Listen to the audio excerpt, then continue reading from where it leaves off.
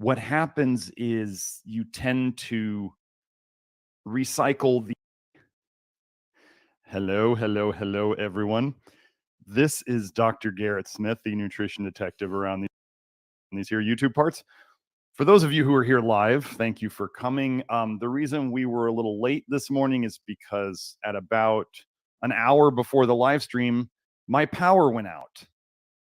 And it was out for about an hour. It was raining here last night, but it stopped raining and the power went out when it wasn't raining. So that was kind of weird. But anyway, we're back. And so we didn't have as much time to prepare, and I'm 40 minutes late starting. So I will do the best I can. Today we have a huge topic, which is depression. Obviously, as you'll see in the papers, it's a huge problem today.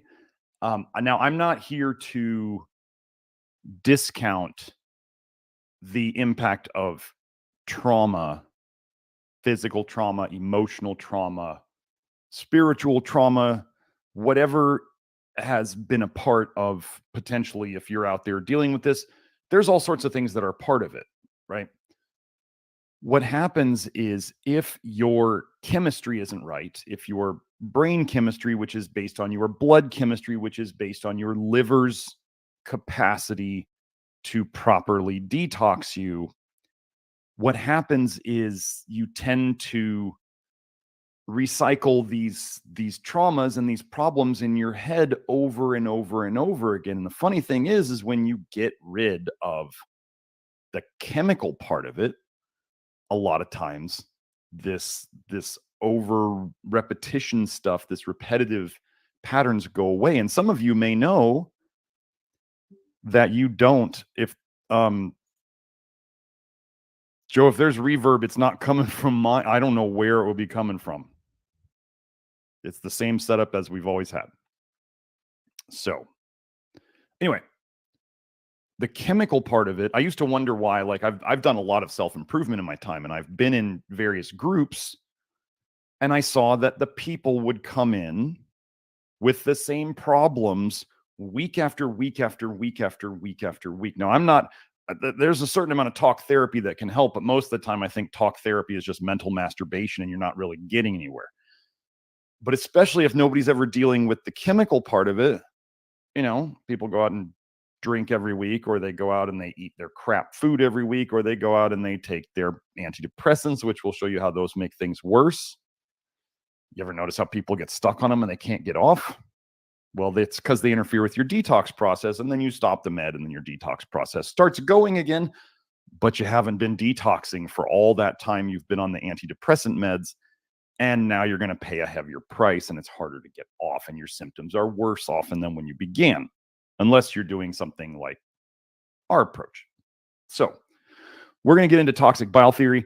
We're going to get into toxicities. We're going to get into deficiencies. We're going to get into basically the same stuff. If you haven't seen these live streams, we're going to get into the same stuff that we do every single time, because the same toxicities and the same deficiencies are behind your chronic health problems. So let's go, shall we? Let me get into here. Okay. Let me get here. And then, oh, wait, hold on one sec. Let me do something, Joe, so I can see myself at the same time. I'm going to move this one over here. Okay, we should be good now. So Joe, share yeah, there we go. Okay. So what we always go over, some of you who are very new here or brand new may not have seen my stuff on toxic bile theory. I just like to give a really quick overview of it. Toxic bile theory, the idea is that your bile is the most toxic fluid made in your body. And as you get damaged, as you get more nutrient deficient, more toxic, what happens is the bile starts leaking into your bloodstream, and then it's toxic. It is the most toxic fluid in your body, and you're self-poisoning. You're self-poisoning your brain, your heart, your muscles, your bones, all that stuff. And if you want to see more on this, watch live stream 53 or 71 on this channel. Those are the basics of toxic bile theory. So what we're going to go into here is we're going to show how depression is connected to both the amount of bile in the blood, but particularly here, we're going to go into the recipe of the bile in the blood. So those are the two things that can cause you problems. So remember, the bile has all sorts of toxins in it. It's got toxic metals in it. It's got toxic vitamin A in it. It's got toxic copper in it. It's got all sorts of stuff. Hold on, Joe. Let me get this up. Wow, I got to figure out how to do this better. Let's put this over here so I can see myself and Joe on Telegram and the chat. Dan. So here we are. Gut microbiome linked metabolites in the pathobiology of major depression with or without anxiety. But when we talk about anxiety, I'm trying to keep the research on depression, but a lot of the research will be both. They'll talk about anxiety or depression. Anxiety and depression, just think of them as two sides of the same coin. Okay. So now I want to connect this first before I go into this gut microbiome. What does your gut microbiome do to the bile? So if you're ever thinking that the gut is everything, well, let me explain why that is because what's the very first thing from the liver? Where's the first place the bile goes? It goes into your intestines. So really, when people started seeing that the gut heal the gut, that kind of thing, they are talking about your bile. Because then what does your gut biome do to the bile? It can make your bile less damaging to you or more damaging to you. And then you reabsorb about 95% of your bile on a regular basis if you're on a standard American diet. If you're on a carnivore diet with absolutely no fiber, you're probably absorbing 99% of it and not pooping any of it out. I saw a carnivore saying that pooping once every 2 weeks was perfectly acceptable, and I almost lost it. Right. Taking one dump every 2 weeks is healthy. Okay. Anyway, so the gut microbiome can change the bile and make it worse or less damaging. So let's get into the important parts here. This is the intro. Bile acids are steroid acids that are synthesized in the liver from cholesterol and further processed by gut bacterial enzymes, thus requiring both human and gut microbiome enzymatic processes in their metabolism. I'm not going to go in here. They love to talk about how bile acids are important. Do they have functions? Sure. Does conventional medicine love to hide toxicity because they don't want to tell you that these things are toxic? Yes, they love to. So this is a key term. I just wanted to go over this for you guys. If you're going to go out and search for bile in relation to things, metabolomics, this is just a term you can use when you're searching on the internet or on PubMed. Using targeted metabolomics, we profiled primary. Primary are the bile acids made directly by your liver. Okay. Secondary bile acids happen in your intestines. They are made by, they're basically primary bile acids that are modified and then turn into secondary bile acids. So in the baseline serum samples of 208 untreated outpatients with that MDD was major depressive disorder. Yeah, here. Major depressive disorder. Now, remember how I told you there was two big things in toxic bile theory. How much bile is in the blood? It's not really supposed to be there. There are mild exceptions, but bile is not supposed to be in your blood. And then the recipe of the bile in your blood is a big factor in the types of symptoms you'll have, and you'll see that here. So what do we have here? The concentration of the primary bile acid chenodeoxycholic acid, or CDCA, was significantly lower at baseline in both severely depressed and highly anxious participants compared to participants with less severe symptoms. So some of you might be going, well, but there's less. I just told you primary bile acids were made by the liver, and secondary bile acids are converted by the gut bacteria. Is it possible that the chenodeoxycholic acid was being metabolized into a secondary bile acid and that was making these people worse? But they actually separated the anxiety and the depression. Okay? Now we get into, secondary bile acids. Did I just mention that? The gut bacteria derived secondary bile acids produced from CDCA, such as lithocholic acid. This means stones. LCA and several of its metabolites and their ratios to primary bile acids were significantly higher in the more anxious participants. So there's your recipe change. The interaction analysis of these suggested that the bile acid concentration differences were more strongly correlated to the symptoms of anxiety than depression. Just showing us the recipe changes things. Significant differences in baseline chenodeoxycholic acid, isolithocholic acid, and several bile acid ratios differentiated treatment failures from remitters. So the effectiveness of their treatment was dependent upon their bile acid recipe. Are you following here?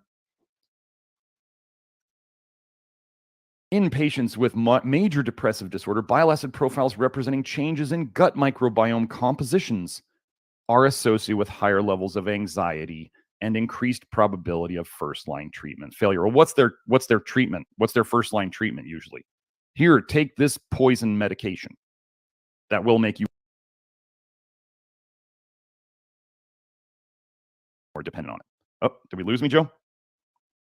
There we go. So, next one. Oh, wait, let me refresh this. There it is. So let's just start connecting these things. The clinical and mechanistic roles of bile acids in depression, Alzheimer's disease, and stroke. Increasing clinical and preclinical evidences have implicated that bile acids are involved in the onset and progression of neurological and neuropsychiatric diseases. Here we summarize recent studies of bile acids in 3 types of highly prevalent brain disorders: depression, Alzheimer's disease, and stroke. The shared and specific bile acid profiles. Whenever you see bile acid profile, think recipe. The shared recipe and specific recipe of bile acid profiles were explored, and potential markers associated with disease development and progression were summarized. The mechanistic roles of bile acids were reviewed with focuses on inflammation, gut to brain to microbiota axis, cellular apoptosis. We also discussed future perspectives for the prevention and treatment of neurological and neuropsychiatric disorders by targeting bile acids and related molecules and gut microbiota. So even in the conventional medical world, they're talking about changing the gut microbiome. Try to fix the bile acid problem. They won't do it right. They'd rather give you bile like Udka and just ruin your liver over time. Taking bile acids will never be and has never been a solution to a toxic bile problem. Let's keep going. Bile acid signaling and its role in anxiety disorders.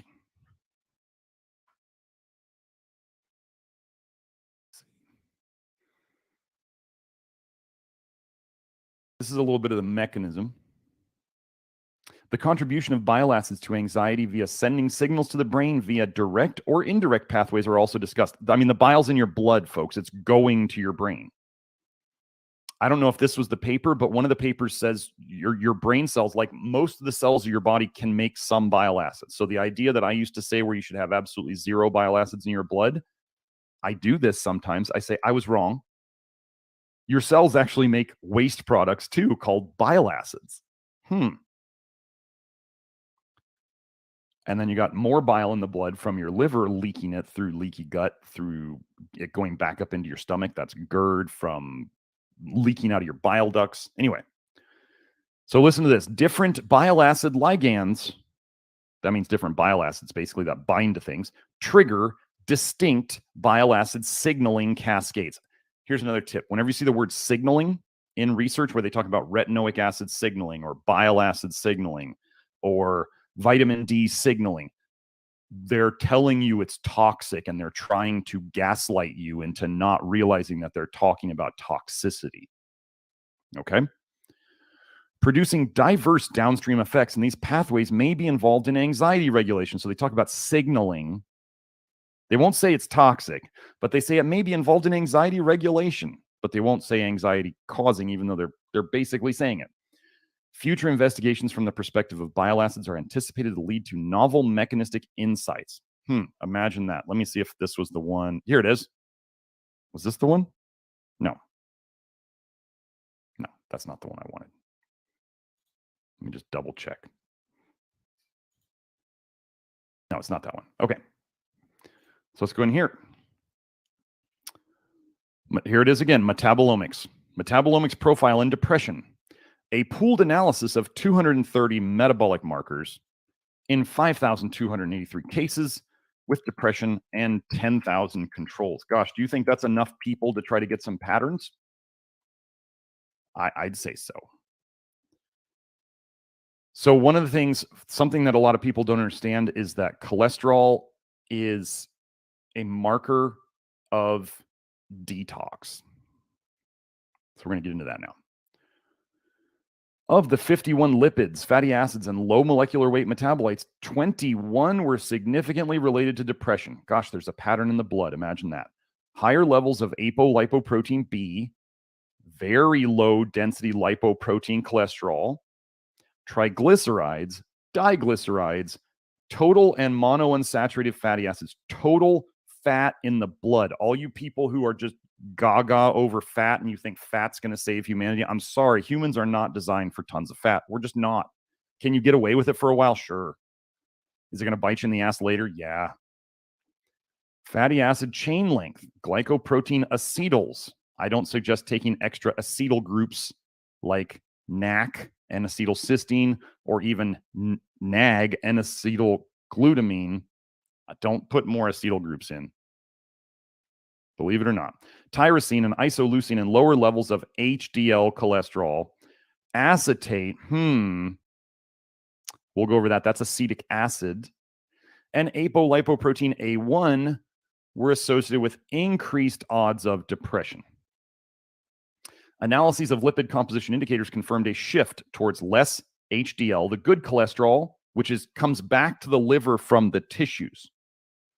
So they have less of the cholesterol coming back to the liver and more very low density lipoprotein, the extra bad cholesterol, and triglyceride particles, fats in the blood in depression. So you have more bad cholesterol, you have more triglycerides, you have less of the good cholesterol. So very low density protein goes out from the liver. Oh, wait, here's an interesting thing.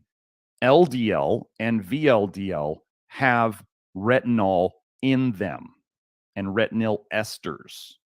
There is vitamin A in the bad cholesterol and the very bad cholesterol. That's weird that they correlate that with disease now, isn't it? That's weird.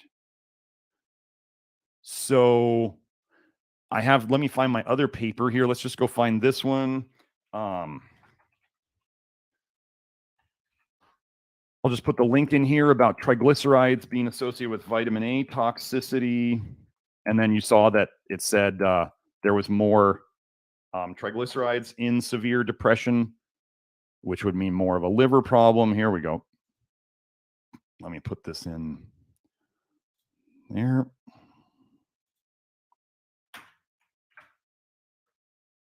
There we go. So triglycerides, I've been over this before, but high triglycerides are just vitamin A toxicity. It's just an obvious thing. How can we fix that? Well, low vitamin A and then also nicotinic acid is well known to help lower triglycerides. So let's get back in here. Where were we? We were this one. So let me just go over some fun things that those of you who have been here a while will be able to figure this out. It'll make sense to you. So we talked about the cholesterol, the triglycerides, total fatty acids. Fatty acids are how your body stores toxins in your liver.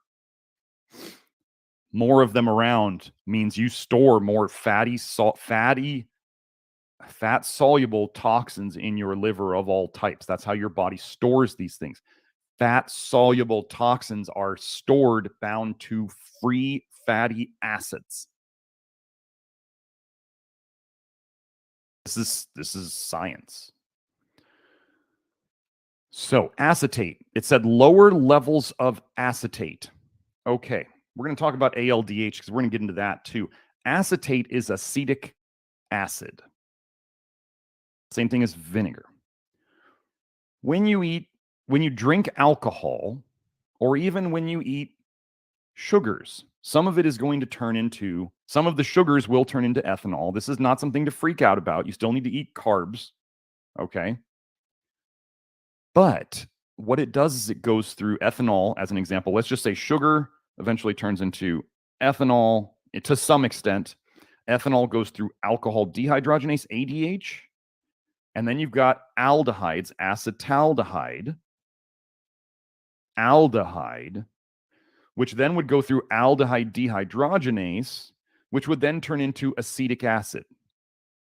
Okay? So if there's low levels of acetic acid at the end, okay, this would mean probably that the ALDH is running slowly. So you're not making as much acetate or acetic acid, which means, again, ALDH is not running well. We talk about ALDH all the time. Slow ALDH tends to mean that you're not making bile as well as you should, and more of it's going back into your system, which is exactly what I'm talking about here. So there's that one. So we have signs of slow ALDH. Imagine if I'm going to tie this into things on the next group of tabs. So here we go. We have metabolomics. Wait, Joe, which link am I missing? Tell me in the Telegram. Two back. This one. We'll throw this one in there. Throw this one in there again, just for the heck of it. And then I'll even go 3 back, just to make sure. Wouldn't want anybody to not be able to find our... Oh, I put it in the wrong thing. Well, this is such a pain. Hopefully that covers it, Joe. Okay, we already did this one. Now we're back to this one. Metabolomics on depression, a comparison of clinical and animal research. So now we have animals as well. Gosh, do you think they'll find a pattern? A total of 55 and 77 high-frequency metabolites were reported consistently in 2/3 of clinical, that's people, and murine, that's mouse, studies respectively. What were they looking at? I'm just going to pick out some of the important ones. Let me refresh this. This is not... Well, I actually highlighted all of that. Tryptophan. Hey, do you know what niacin comes from? Nicotinic acid comes from tryptophan. So they found consistently changed metabolites.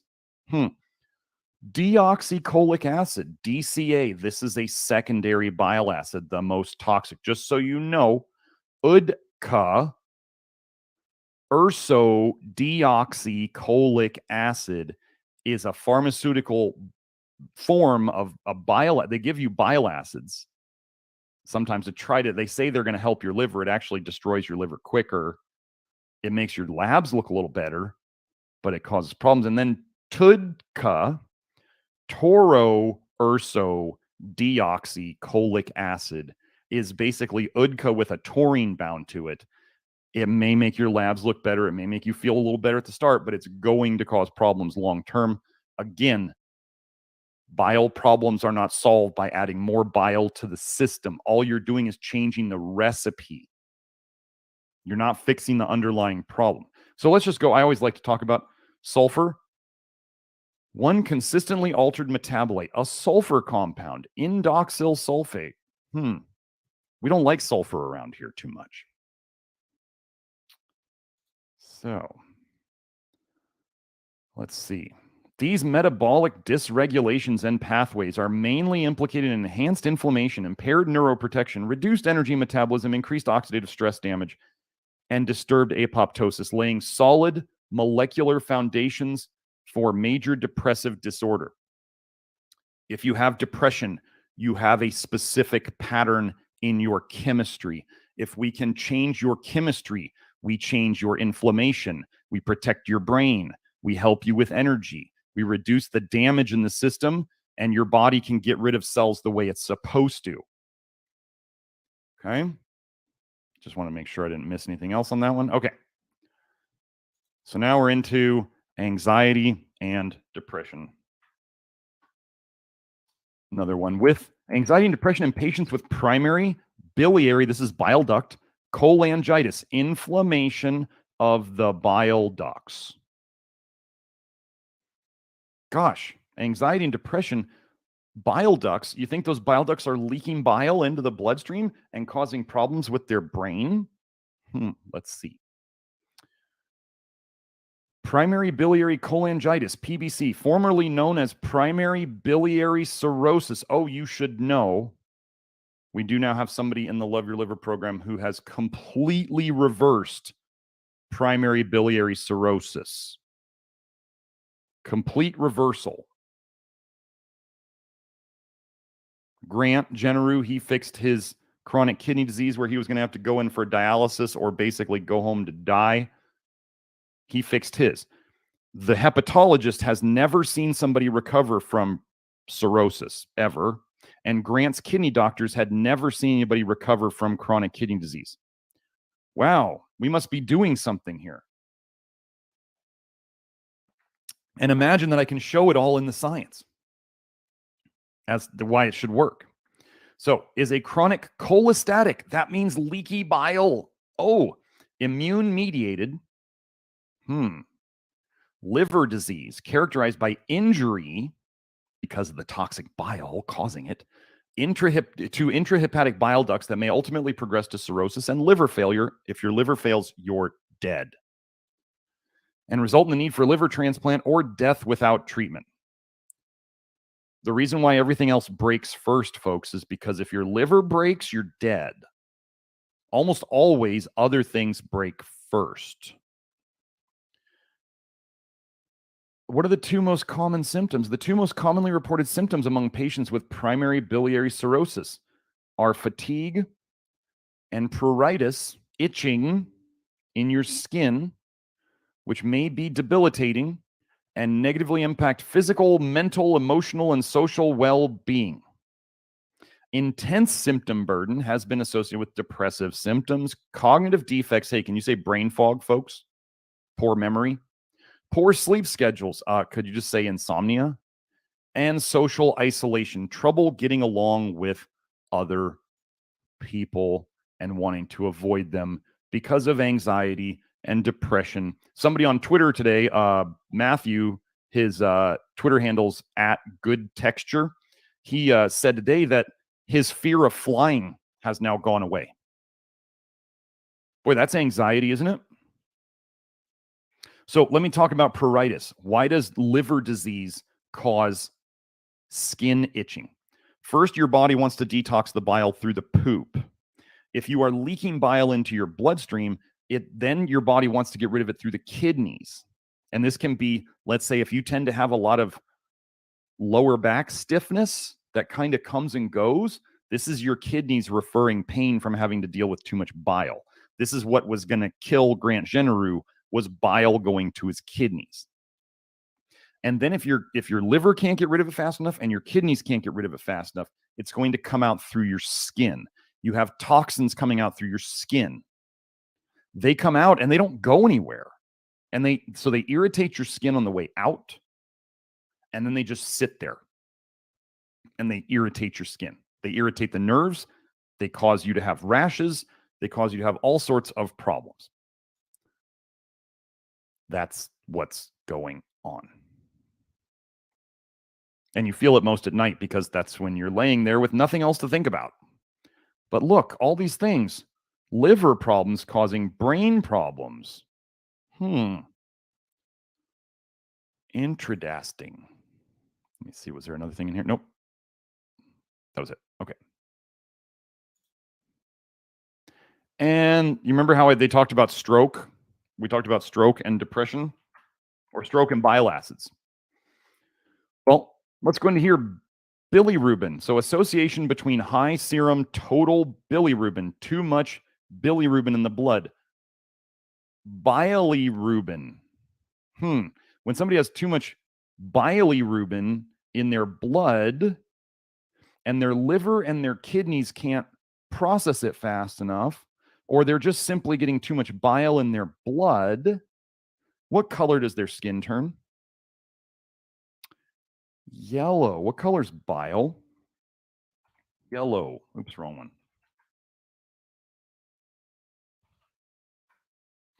People are jaundiced. Yellow. Too much bilirubin. Bilirubin. So here we go. Association between high serum total bilirubin and post-stroke depression.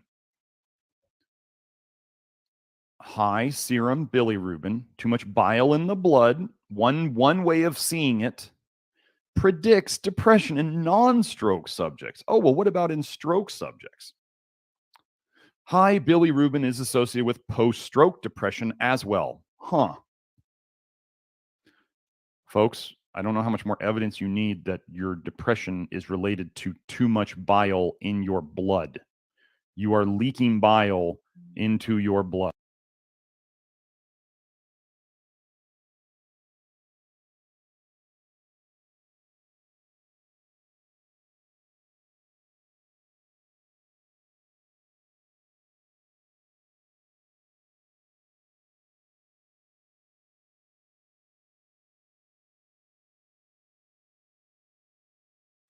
Joe, when you say I got bumped off of the screen, or am I bumped off of the feed?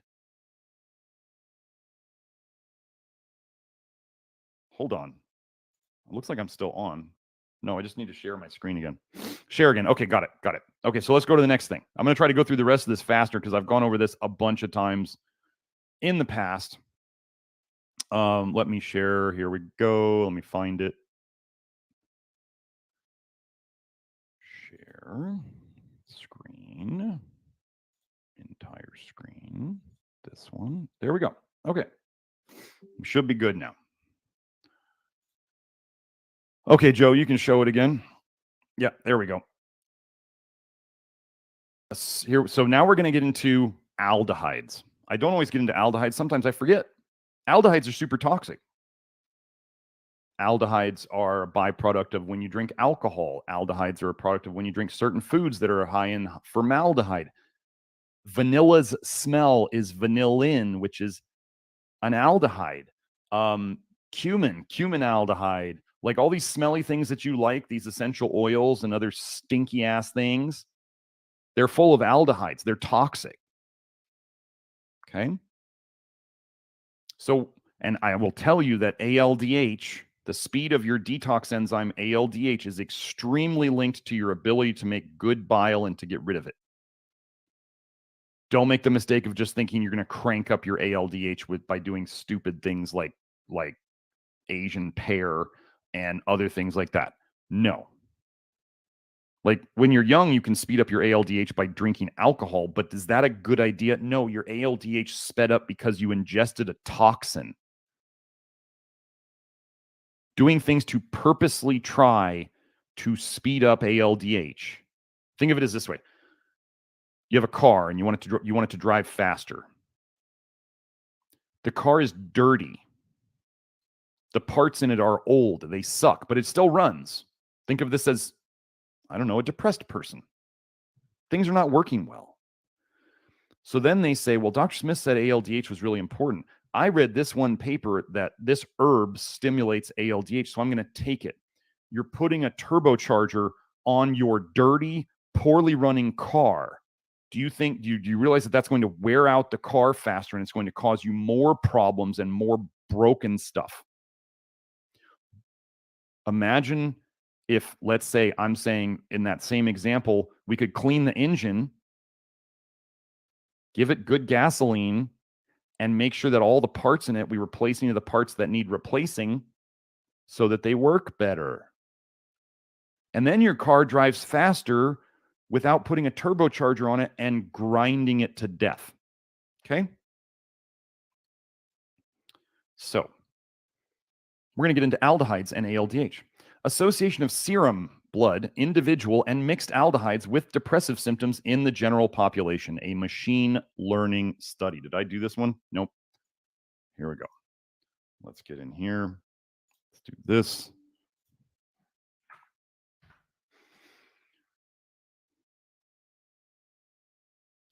The mixed aldehydes were positively associated with depressive symptoms using the BKMR model, and butyraldehyde and heptanaldehyde were the dominant aldehydes. This is going to be the recipe. Again, a recipe thing. Several aldehydes, such as butyraldehyde and benzaldehyde, interacted with each other in their effects on depressive symptoms.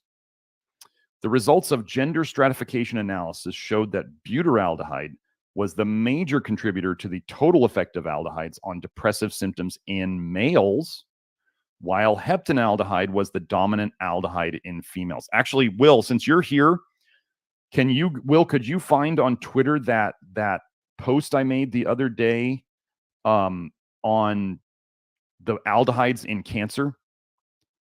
I think if you just did a search, from NutriDetect and did cancer aldehyde, I bet you'd find it. Could you find that so I could link it real quick? I don't want to take the time to search for it. Conclusions. Our study indicated that mixed aldehydes can increase the risk of depressive symptoms, of which butyraldehyde and heptanaldehyde were the major contributing aldehydes. It all goes through the ALDH family. The more aldehydes you have to detox, the more strain you put on the system, the more you break down the system's parts, and the more you use up the energy for the system to run. We're going to get into that. Elijah says, so an unspicy diet is key to detoxing the body. Well, we'll just talk about spice for 1 second. Capsaicin is used as pepper spray. It should be obvious that pepper spray is an irritant and highly inflammatory. If you are putting spicy food into your gut, you are irritating and inflaming your gut. This should make sense. There's nothing healthy about spicy food. That is just the way it is. Surfin says, aren't there supplements to help break down aldehydes? That is not what we're trying to do. This is I'm nothing against you, Surfin. This is the lazy thinking way of doing it. We stop putting aldehydes in first. We stop intoxing so we can start detoxing. There is Z-biotics, which is a genetically modified bacteria that makes a lot of aldehydes, but you could take a genetically modified bacteria to try to do that. I'm going to tell you that trying to mess around with ALDH by not using, we stop intoxing and we get the essential nutrients going that your body needs to function, and we get the energy for your ALDH to run, which is nicotinic acid, not niacinamide, not nicotinamide, not NAD, not any nicotinamide riboside. No, it's nicotinic acid. And if you want to read those articles, I don't know if I didn't see Kelsey in the chat today, but Kelsey Kenny is our nicotinic acid expert, and she wrote our articles in the Love Your Liver program. And she is she is the expert on that. She actually did the research on the nicotinic acid and depression stuff for the live stream today. So thanks, Kelsey. So let's go over this. So alcohol flushing. Do you guys, for those of you who, oh, cool. Oh, well, yeah, that was the ADHD. The one on cancer, though. Oh, did you get the one on cancer, Will? Anyway, the alcohol flushing response is associated with the risk of depression. Oh, wait, was I talking about ALDH and aldehydes and depression? Well, do you guys know what the Asian flush or the Asian glow is? Some of you will know what it is. Some of you are Asian and you have it. It's supposedly almost 50% of the Asians in the world have this genetic issue. It means their ALDH runs slowly genetically. If you go and you look at Asian diets, there's not a lot of vitamin A in general. I'm not going to talk about the Okinawans again. Like, the exceptions prove the rule. The exceptions don't, make the rule. I don't care about the Okinawans. They probably never got a vaccine in their lives. They don't disprove this. But ALDH, if you have slow ALDH, that is when you get the alcohol flushing response. What is this response? It is a buildup of acetaldehyde in your system that you can't clear because the ALDH is too slow. Acetaldehyde is what gives you hangovers. Acetaldehyde is what will kill you from alcohol poisoning. It's not the ethanol. It's the acetaldehyde. So they're saying here, if the alcohol flushing response is associated with the risk of depression. So are they saying that if you build up aldehydes because you have a slow ALDH, that you are more likely to be depressed, which is what that last study just said? I believe that's what they're saying. They don't talk about ALDH in this paper, but I could show you tons of papers that connect this. The alcohol flushing response is experienced by 36 to 45% of East Asians after they consume a small amount of alcohol. If you guys have ever been around an Asian who has the Asian flush or the Asian glow, I mean, they have like one drink, they turn bright red. I mean, some of them, I mean, this is not everyone. Okay, not all of them, but the typical response, they have one drink, maybe two drinks. This is what I've seen. They turn red and they get very intoxicated very quickly. They know it. They're like, I can only have one drink or something like that. And then they won't drink certain alcohols because they're even worse for them. So here we go. Because individuals with this response are unable to metabolize the toxic acetaldehyde derived from alcohol effectively, the response offers a potential indicator of the health risks associated with alcohol intake. It's going to show them how sensitive they are to the buildup of aldehydes. The risk of depression was significantly greater among alcohol flushers who drank less than 15 grams of alcohol a day. This is different than the niacin flush. Don't get these two mixed up. Nicotinic acid speeds up your ALDH because it's the fuel for your ALDH to run. It's the gasoline. In conclusion, a large number of South Koreans experienced the alcohol flushing response compared with never flushers. Current flushers are more likely to develop depression with a small dose of alcohol. So what this means, so when people get into genetics, does this change anything we do? People be like, but I have the genetics. Oh, or like the Dirty Genes book. What a bunch of garbage. Okay. You ever watch those movies where there's like the hero, like Rudy, right? Or the guys who are like Rocky, right? They're little and they're not genetically gifted, but they work their ass off and they do the job and then they win, okay? But they had to work harder and smarter to do that. If you have genetic stuff, the approach is the same. You simply have to be more diligent. You don't get to slack off like other people. If you want to win, you better practice hard and be smart about what you do. You just don't, you just have to work harder. That's it. It's the same concepts and principles. You just have to work harder. So while we're at it, yeah, so thank you, Will. Let me see if I'll put this link up here. If you aren't following me on Twitter yet, you should know. You should maybe join Twitter just to follow me. But so while we're here talking about depression and aldehydes, I made this post this week. Here's the quote from the paper. Let me get this link. Put this in here. Oh yeah, and Will gave me the idea to do ADHD and that should work. ADHD and malondialdehyde, which was directly related to the number of symptoms in ADHD. So here we go. Aldehydes before the initiation of chemotherapy were significantly elevated in cancer patients compared to controls. Aldehydes such as hexanal, heptanal, and malondialdehyde, which comes from seed oils and PUFAs, but they never talk about it. They're just like, seed oils are bad. And I'm like, why? Oh, it's aldehydes. They turn into aldehydes.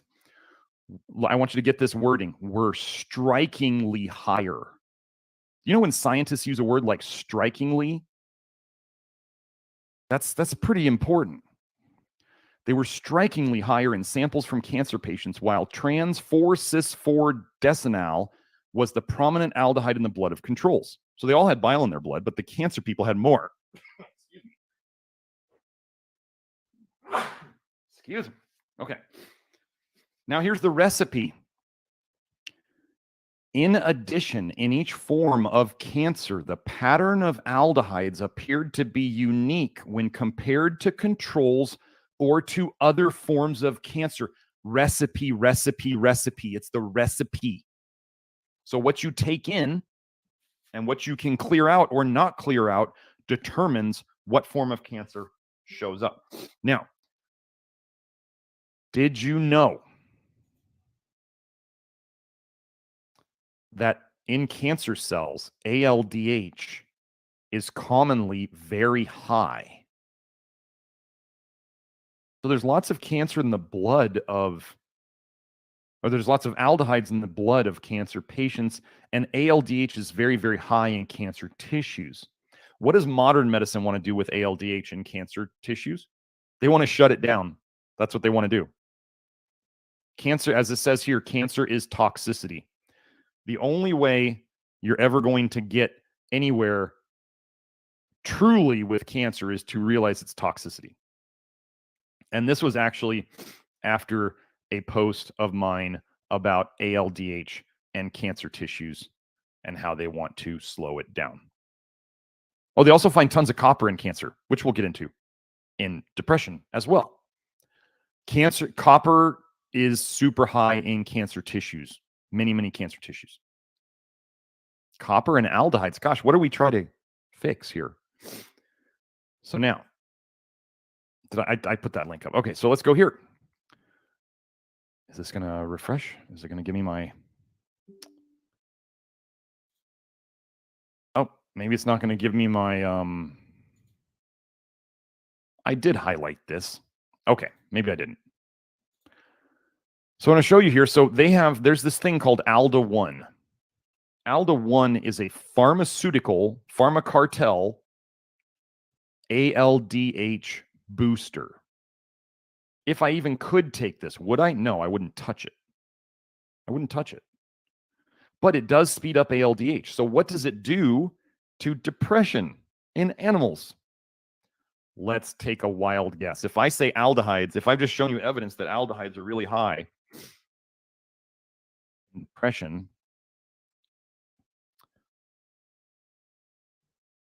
where was it?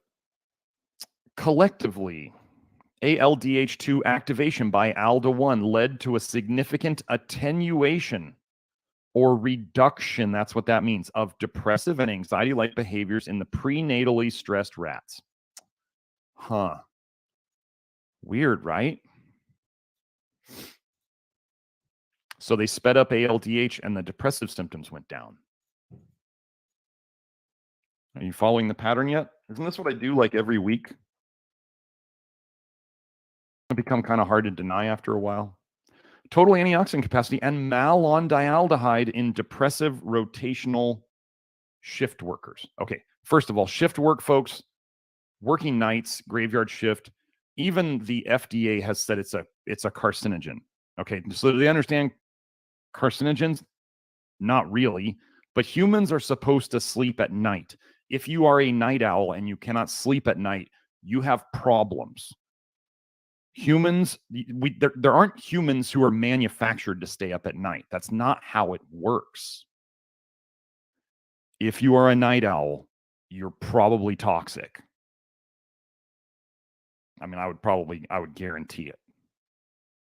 Don't just say, oh, I'm a night owl. And unless you just want to be lazy and ignore it and then get sick and then wonder, why did they say night shift work is a carcinogen? Well, it's not because you're up at night. It's because you screw up your entire bile rhythm.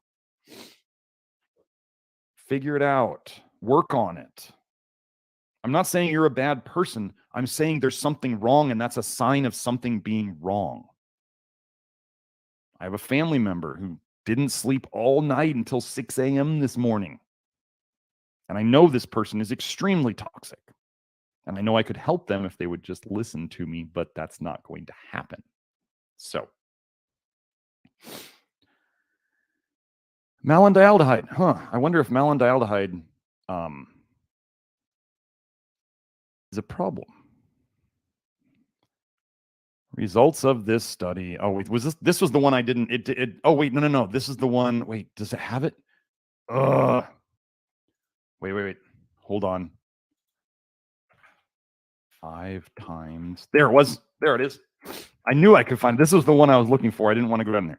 In this study, the mean Malandialdehyde concentration was 3.72, which is more than 5 times higher than the normal value for malandialdehyde, which is less than 0.7 micromoles.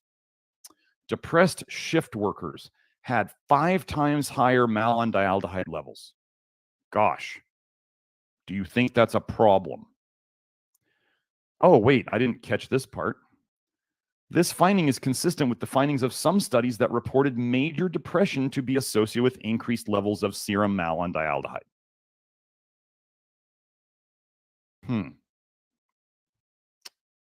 Interesting. So, aldehydes, not good. Now, I want to hit these pretty quick. John commented in the chat, I remember my cancer symptoms increasing when working during the night shift.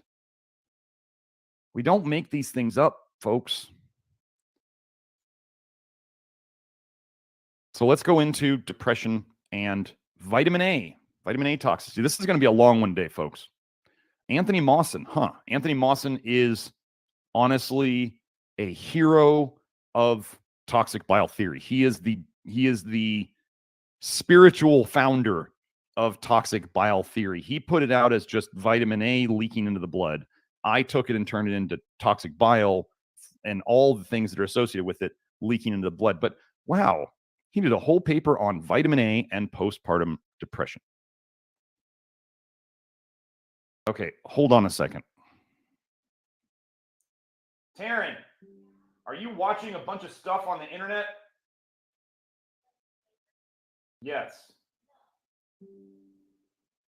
Okay, we're trying to figure out what is sucking all of my CPU away. Hold on one second. Make sure that the Amazon thing is not working. Go unplug the Amazon thing by the TV, the little box. Swear people can't help me do this one thing once a week.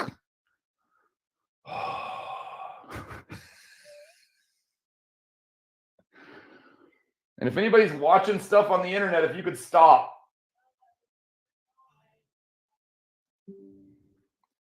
Okay, so it's getting better. Okay.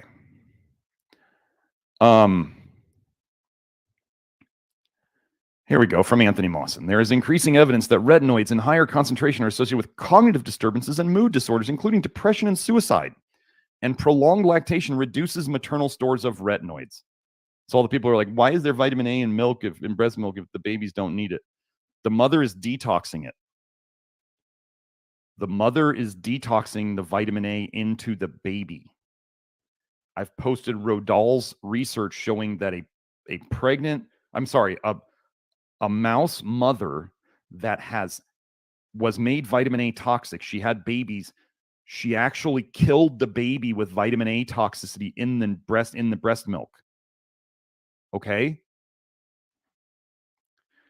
So imagine if you're toxic in vitamin A, ladies. Consistent with this hypothesis, it is estimated the amount of vitamin A is transferred from mother to infant during the first 6 months of exclusive breastfeeding, equivalent to 76% of a dose known to cause acute vitamin A poisoning in an adult.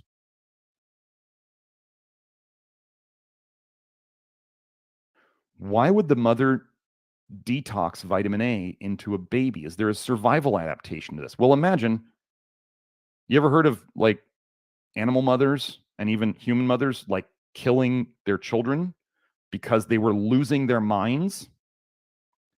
Do you think it would be really important if, let's say, you had a new baby who's relatively empty in vitamin A? So they're like an empty vessel almost. And they've got fast ALDH because they were just born and their stuff is running better. And you need the mother to keep the baby alive, right? So then the mother says, well, let me share some of this poisoning with you so I don't lose my mind and kill you or do other things. It's a survival adaptation.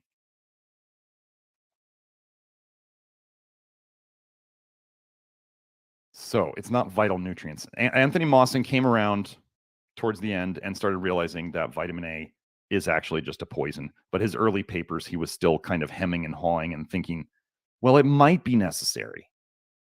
It's not.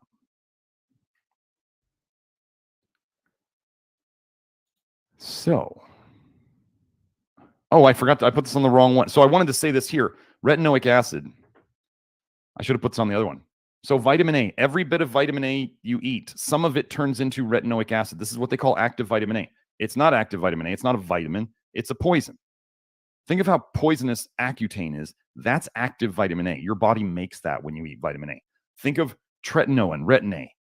Studies were stopped early because too many of the veterans in the study were dying from retin-A, which is all trans retinoic acid.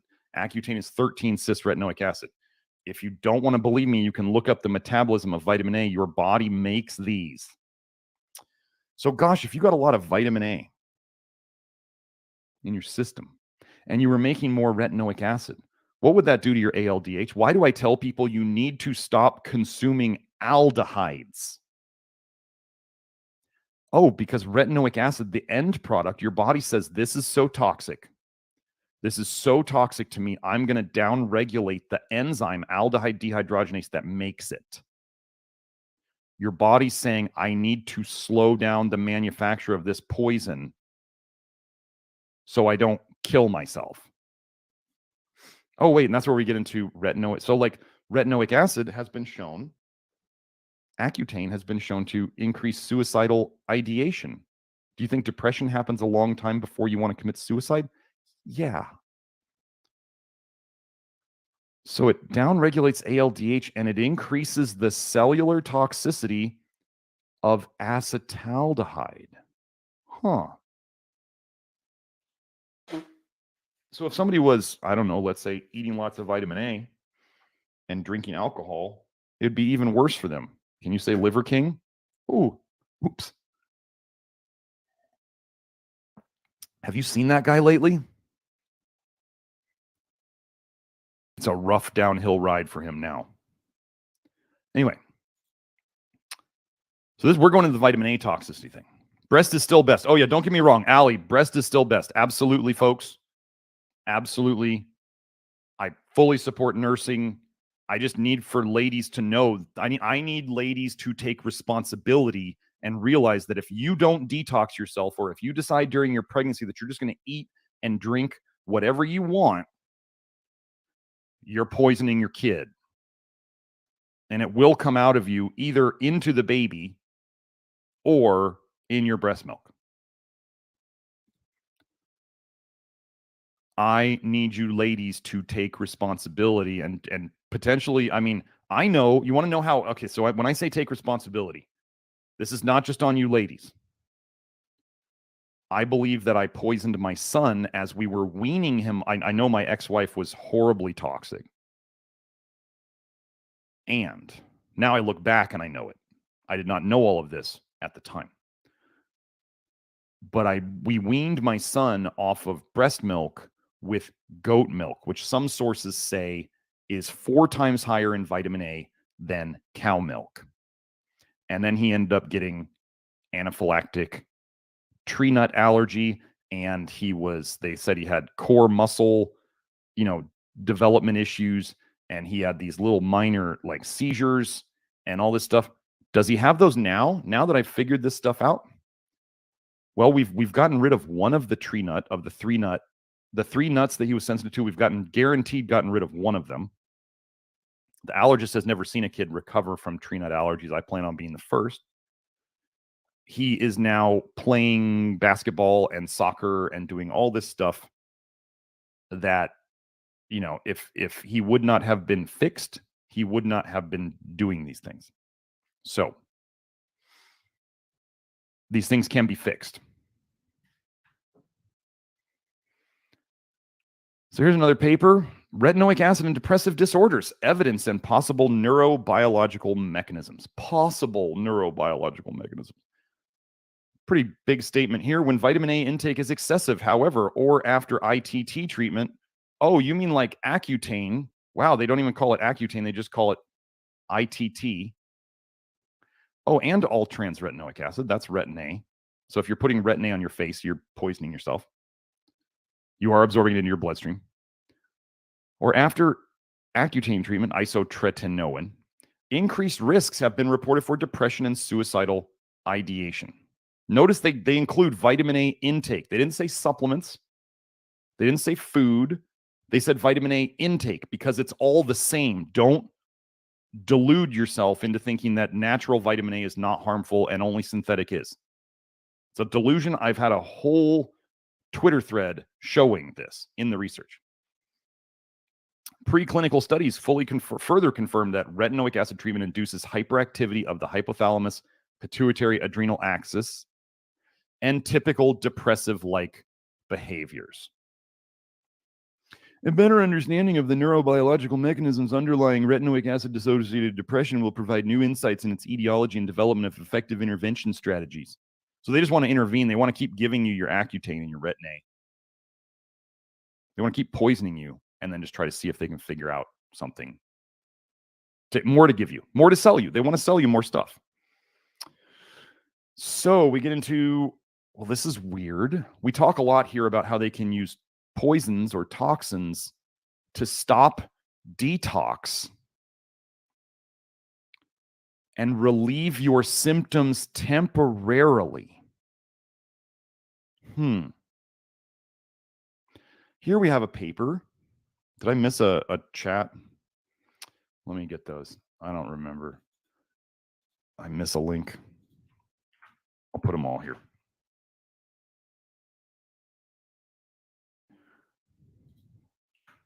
There we go. Direct inhibition of retinoic acid catabolism by fluoxetine. So they're saying vitamin A detox is directly slowed down by Prozac. But wait, it relieves the symptom of depression. Did you catch what I just said? You can use poisons or toxins to stop or slow down detox to temporarily relieve your symptoms. Is that not what this paper is directly saying in the title? So what happens? You slow down your detox. You stop putting so many of these toxins in your blood because they're stuck in your liver and your fat tissues. They're not coming out. You're not detoxing them. So you're accumulating them. You're building more of them up in your system, but if they're not in your blood, they don't affect your brain. Then what happens when people try to get off of these things?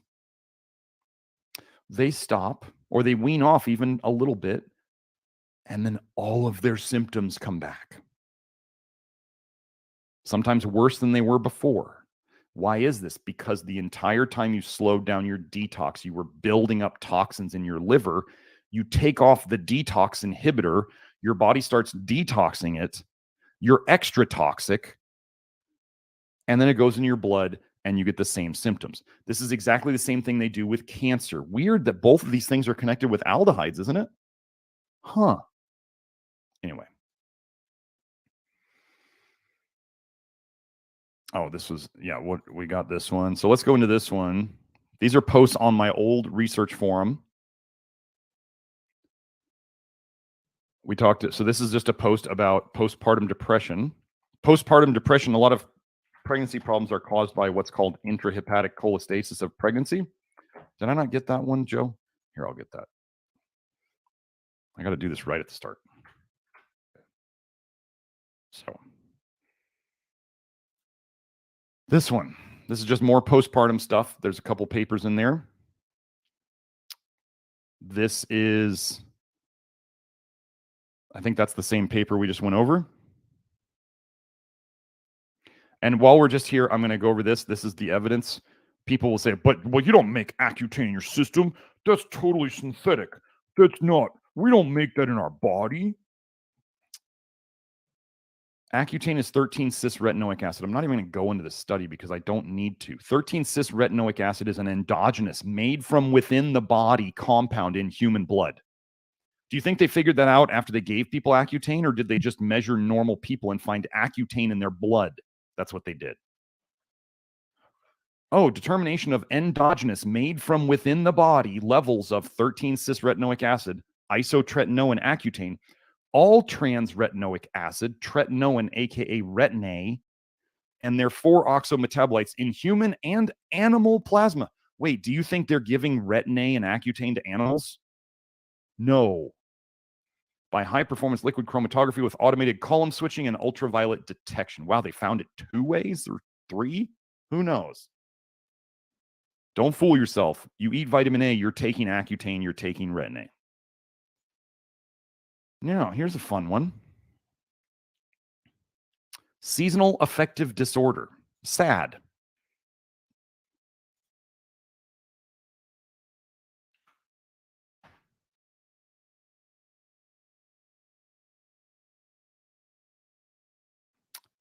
From the paper, retinoic acid and affective disorders, the evidence for an association. We already kind of went over this. It was found in this same study that photoperiod, how much light you have during the day. Oh, you night sleepers or you night owls, better listen. The amount of the length of time of light during the day, but if you're inside and you're not getting any light, especially at night, and you're awake, then this might be it. It regulates retinoic aldehyde dehydrogenase or retinaldehyde dehydrogenase in tanocytes as well as RAR/RXRs. Those are the supposedly retinoid receptors. It's a crock. But anyway, in the hypothalamus, therefore showing changes in retinoic acid signaling driven by seasonal changes, showing changes in retinoic acid toxicity driven by seasonal changes.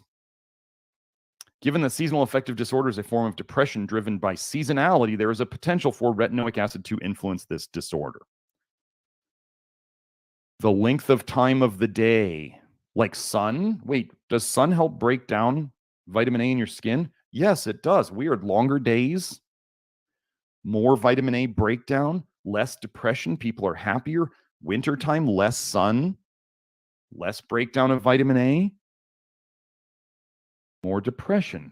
Does this make sense? Why is nobody else explaining this like this? I don't know. Did I get this one yet?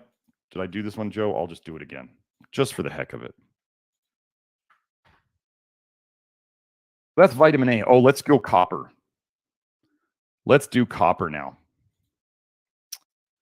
Oh, copper. I always get so depressed when I talk about copper.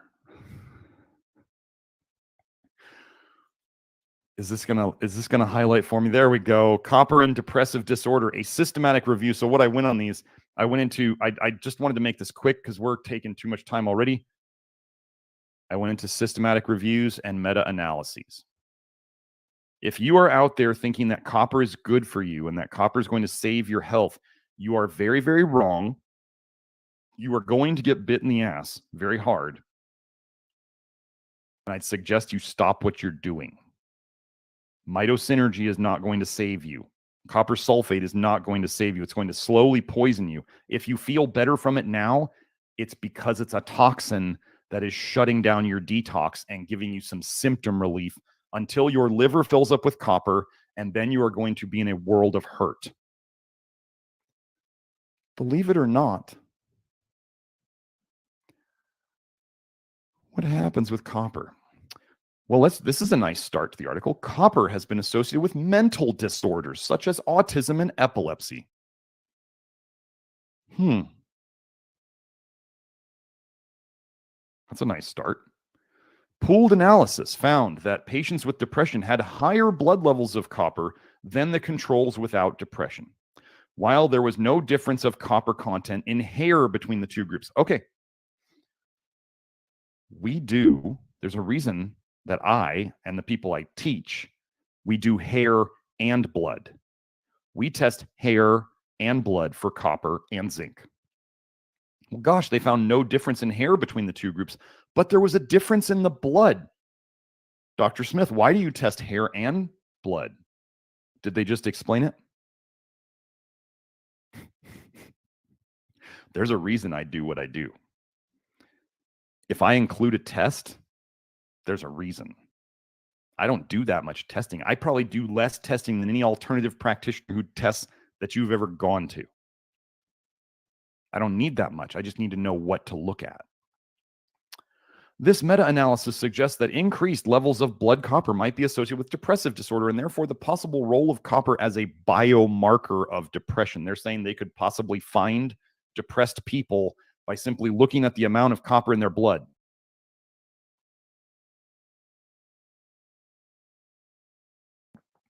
One guy on Facebook came at me in my messages and he's like, I'm taking like 30 grams of copper sulfate a day and I've never had better health. And I haven't heard back from that guy. That might not end so well. I don't remember if I put this one in. I'm going to do it again. The car worked just fine until it broke. Honeymoon phases. This is interesting. Postpartum depression is pretty common in women. Elevated serum copper levels in women with a history of postpartum depression. So they just have a history of postpartum depression. And one of the things that happens the most during pregnancy is leaking toxic bile into your blood that contains toxic copper. Previous observations suggested that there may be an association between elevated serum copper levels and postpartum depression. Copper levels were significantly higher in women having a history of postpartum depression compared both to non-depressed women and to depressed women without a history of postpartum depression. So they say here, the mean serum copper level of 78 women with a history of postpartum depression was 131. This is bad. This is not good. I don't care if it's in LabCorp's normal range. This is a bad copper. Compared with 111 in 148 women without such a history, and 106 in non-depressed controls. Wow. Wait, so the depressed women were higher in copper across the board, and the non-depressed controls were the lowest. I still would want those non-depressed controls to have a lower blood copper. And then they say zinc levels did not differ across the three groups. Well, let me tell you something. If you have the same amount of copper in the three groups, the highest copper relative to zinc will cause the worst problems. Zinc protects you against copper. So let's just say the zinc levels, they were all like, I don't know, 90. So there was 131 copper and a 90 in zinc. Well, that's a difference of 41. You have 111 and 90, you have a difference of 21. And then you have 106 and 90, and you have a difference of 16. Oh, what would that be called? The copper, something along the lines of similar to a copper to zinc ratio. The higher the copper to the same zinc would give a higher copper to zinc ratio. Copper to zinc ratios were significantly higher in the PPD history, the postpartum depression history positive group, due to the significant differences in copper levels. Depressed women had higher copper, but not zinc levels compared with men. Now here's the kicker. Low dose copper exposure exacerbates depression-like behavior in ApoE4 transgenic mice. So you're saying supplementing copper made their depression worse? Is that what they're saying? I believe that's what they're saying. Did I get that link? Yes, I did. 173. Yep. Copper, a cofactor of multiple enzymes, is involved in regulating depression-related processes. Well, you just saw how, it regulates it. It makes it worse. After the treatment, ApoE4 mice displayed obvious, what did they get? ApoE4 and wild-type mice were treated with 0.13 parts per million copper chloride for 4 months. And then people are going to come there and be like, well, that's not a good form of copper. It's not, that doesn't matter. It's all toxic. After the treatment, ApoE4 mice displayed obvious depression-like behavior compared with the wild-type mice. And copper exposure further made worse the depression-like behavior of ApoE4 mice. Taken together, our study demonstrated that copper exposure exacerbates depression-like behavior of ApoE4 mice, and the mechanisms may involve the dysregulation of synaptic function, nerve function, and immune response, and overactivation of neuroinflammation. This is how they gaslight you. Overactivation of neuroinflammation? What? This is like signaling. They use these stupid words to try to confuse you when you could just say copper's a toxic metal, which they do say in quite a few papers. They're duping people into taking copper. it's going to end badly. And I got to tell you, folks, because it's poisoning people, when these people who have been pushing this stuff, when they get really sick or they die early, apparently somebody who runs a bioavailable copper group, not the big one, but another bioavailable copper group, somebody came on my Twitter and sent me a direct message. I posted it on my Twitter. A guy who runs a bioavailable copper group just died in his 40s. Okay? I'm not going to hide this. I'm not going there. People will be like, respect for the dead. No, I'm going to show people, like when the Liver King croaks, I'm going to point and be like, this is what's coming. Why would I not do that? I'm not trying to make fun of him as a person. I'm saying he was very misled and he poisoned himself. And why would I avoid talking about that just because the guy died? I should talk about it because he died.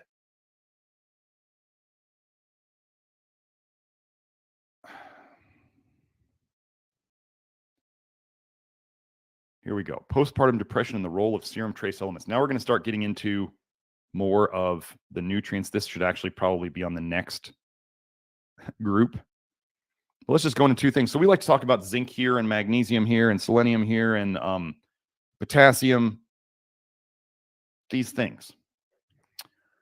This is just a quick one. Zinc as a trace element has the second highest concentration of all transition metals in the brain, and its deficiency is associated with behavioral disturbances. Well, zinc is directly anti-copper, so that makes sense. Lower zinc blood concentration was found in women with postpartum depression. Shocker. Another trace element, magnesium, also influences the nervous system via its actions on the release and metabolism of neurotransmitters. Various studies have focused on antidepressant-like effects of magnesium. Antidepressant-like effects of magnesium. And its deficiency has been reported in depression. Depletion of magnesium stores during pregnancy is hypothesized to be the cause of postpartum depression. Well,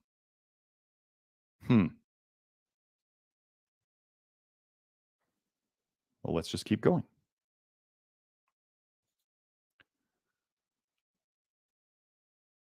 We're going to hit the magnesium. Okay, so for those of you who haven't seen, I have a whole video on topical magnesium. It's a couple live streams back. Maybe Joe can post it.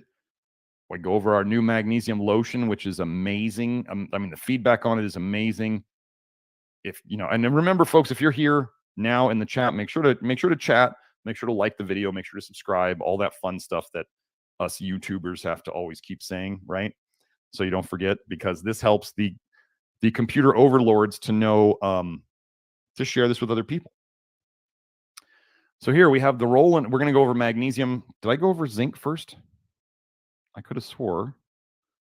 Oh, I'm on the wrong. Okay, so this was one. Yeah, this is the zinc page, but I skipped the other three because I was still at the last one. Okay, so there's zinc.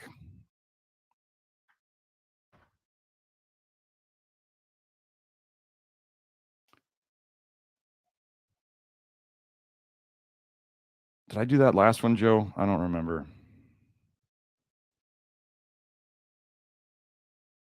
Yeah, that should be right. Zinc in depression, a meta-analysis. So remember, zinc is directly anti-vitamin A, anti-copper. Nicotinic acid is basically the same thing. So we'll get into that too when we go. Zinc in depression, a meta-analysis. Let's try to make this short. Zinc concentrations were approximately minus 1.85 micromole per liter lower in depressed subjects than in control subjects. Conclusions: depression is associated with a lower concentration of zinc in peripheral blood. The pathophysiological relationships between zinc status and depression and the potential benefits of zinc supplementation in depressed patients warrant further investigation.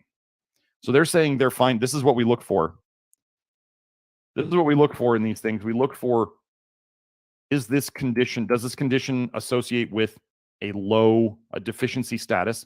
And then do studies show supplementing helps the situation? Then you can be pretty sure people will be like, but it hasn't been proven. And I'm like, that's about the best you're going to get. You're going to wait for the pharmaceutical industry to tell you that you need zinc? Are you serious? Are you serious? Do you understand how they work? The pharma cartel? The emerging role for zinc in depression and psychosis.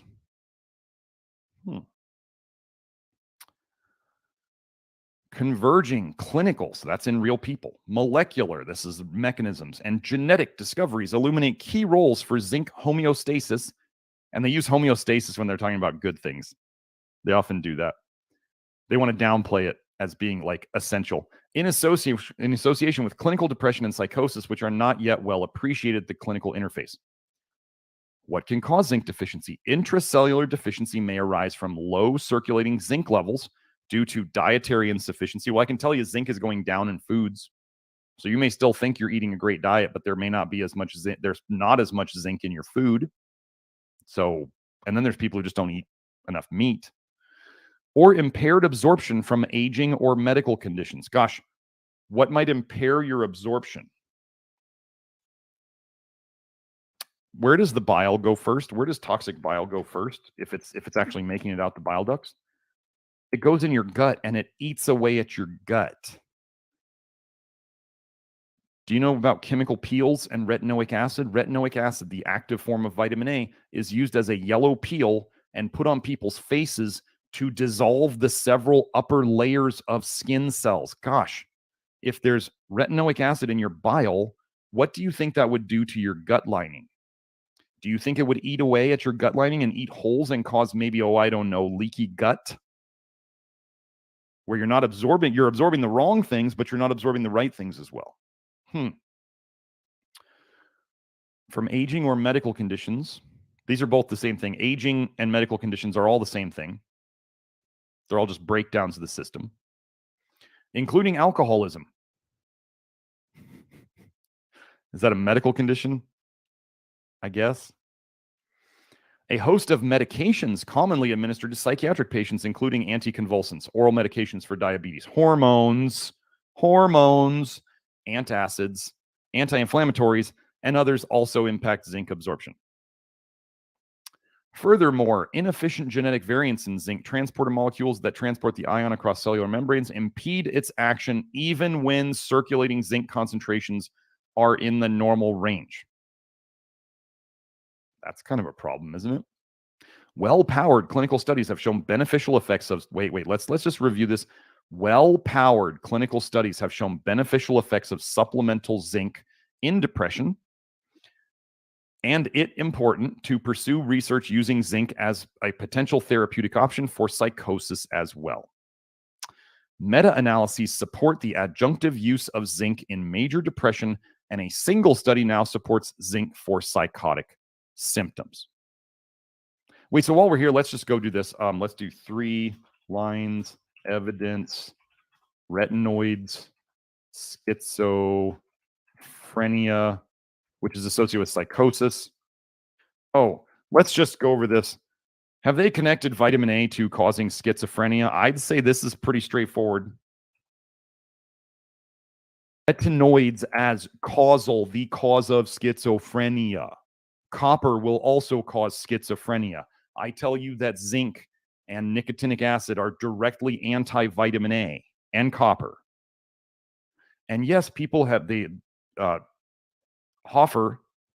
Abram Hoffer was fixing schizophrenia with grams of nicotinic acid a day. Do you see how this is all connecting, folks? It's all there.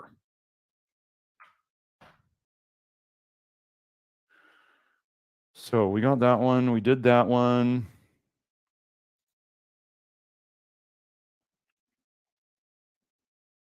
Oh, we already did this one. Okay, so we're good on that one. So let's go to, that was that. Yeah, we'll hit magnesium right now. So, did we do this one already? No, yeah, we didn't finish this one.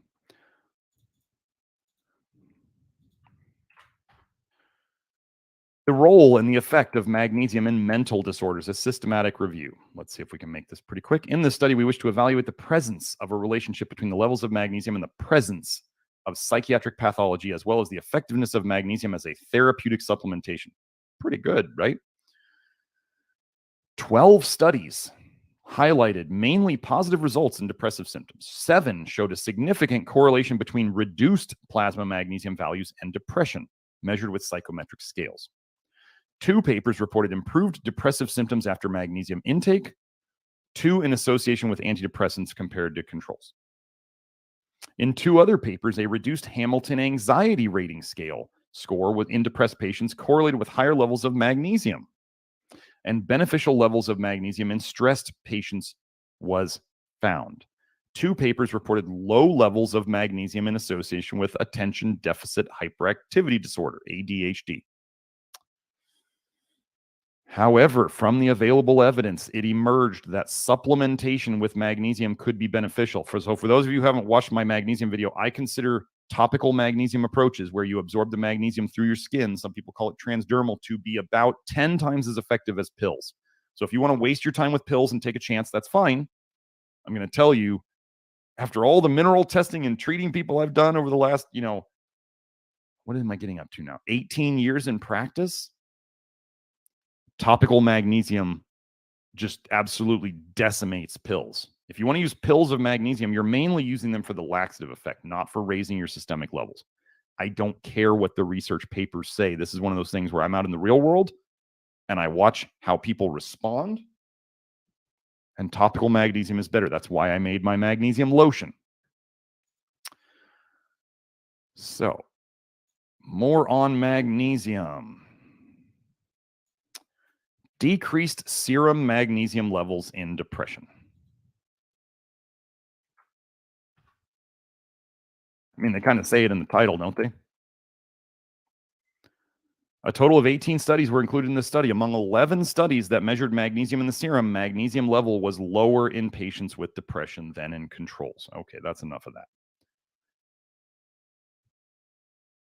The association between serum magnesium levels and depression in an adult primary care population. So this is just people going to their normal doctor.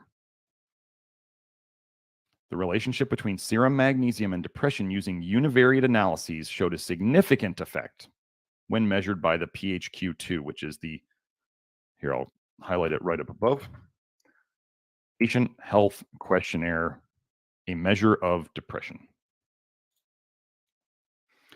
For adults seen in primary care, lower serum magnesium levels are associated with depressive symptoms, supporting the use of supplemental magnesium as therapy. Serum magnesium may help identify the biological mechanism of depressive symptoms and identify patients likely to respond to magnesium supplementation. Why are they talking? I mean, identify the biological mechanism of depressive symptoms. You simply need magnesium for your body to run right. I don't understand why they make it so stupid. Identify the biological mechanism. Like, you need a spark plug in your car to ignite the gasoline. If you didn't even know that the spark plug ignited the gasoline, you just knew that you needed a spark plug in the car and you could put it there, do you have to know how an internal combustion engine runs? Do you have to know how the electricity runs in your house to use it? No. You just need to know what you need to run the system. This is what we do here. A lot of people want to get into all the mechanisms. I fix people oftentimes without knowing anything about the mechanisms. I just know that people are worse when they're missing nutrients and when they're toxic. I don't have to know anything about the mechanism to get people better. One guy on Twitter the other day, he's like, that's a horrible take. When I said this, I just fixed the problem. That's a horrible take. Well, he didn't. Let me tell you something. You want to come on my Twitter? You want to open your mouth and show me just how silly you are? You won't stick around. Role of magnesium supplementation in the treatment of depression. Wait, so we're back into treating now.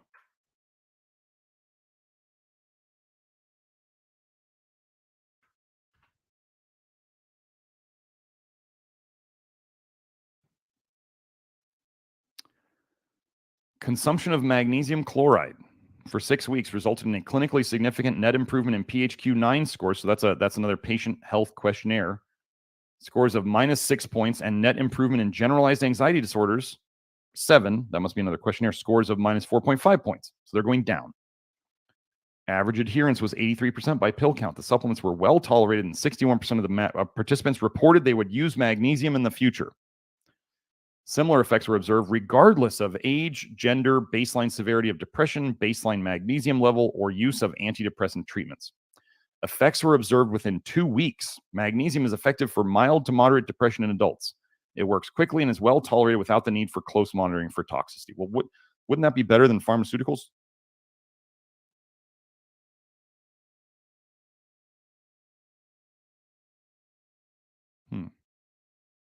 Selenium.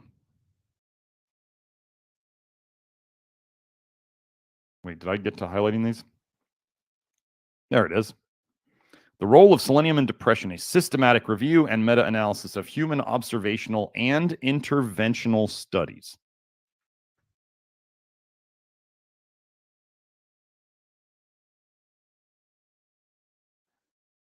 There was a significant negative association between high selenium intake and the risk of postpartum depression. High selenium intake, lower postpartum depression. That's what the negative association means. It means when one is high, the other is low. So they're saying high selenium intake, low risk of postpartum depression. That's what the negative association means. In addition, selenium supplementation significantly reduced depressive symptoms. Taking these results together, selenium seems to have a protective role against postpartum depression and can be considered a beneficial adjuvant or additional therapy in patients with depression. Well, there's that. The impact of selenium supplementation on mood.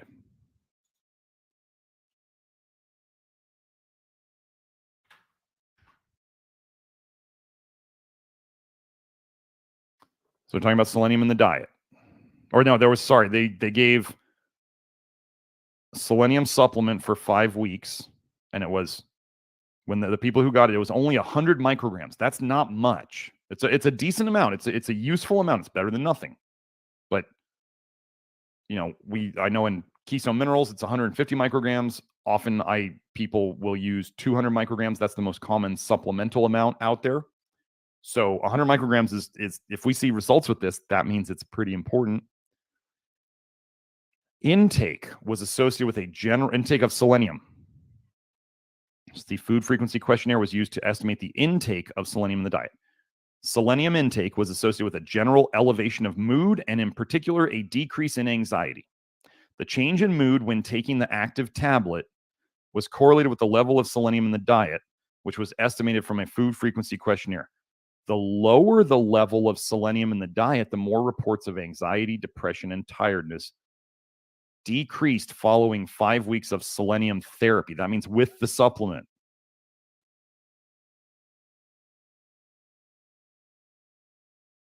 So there's selenium.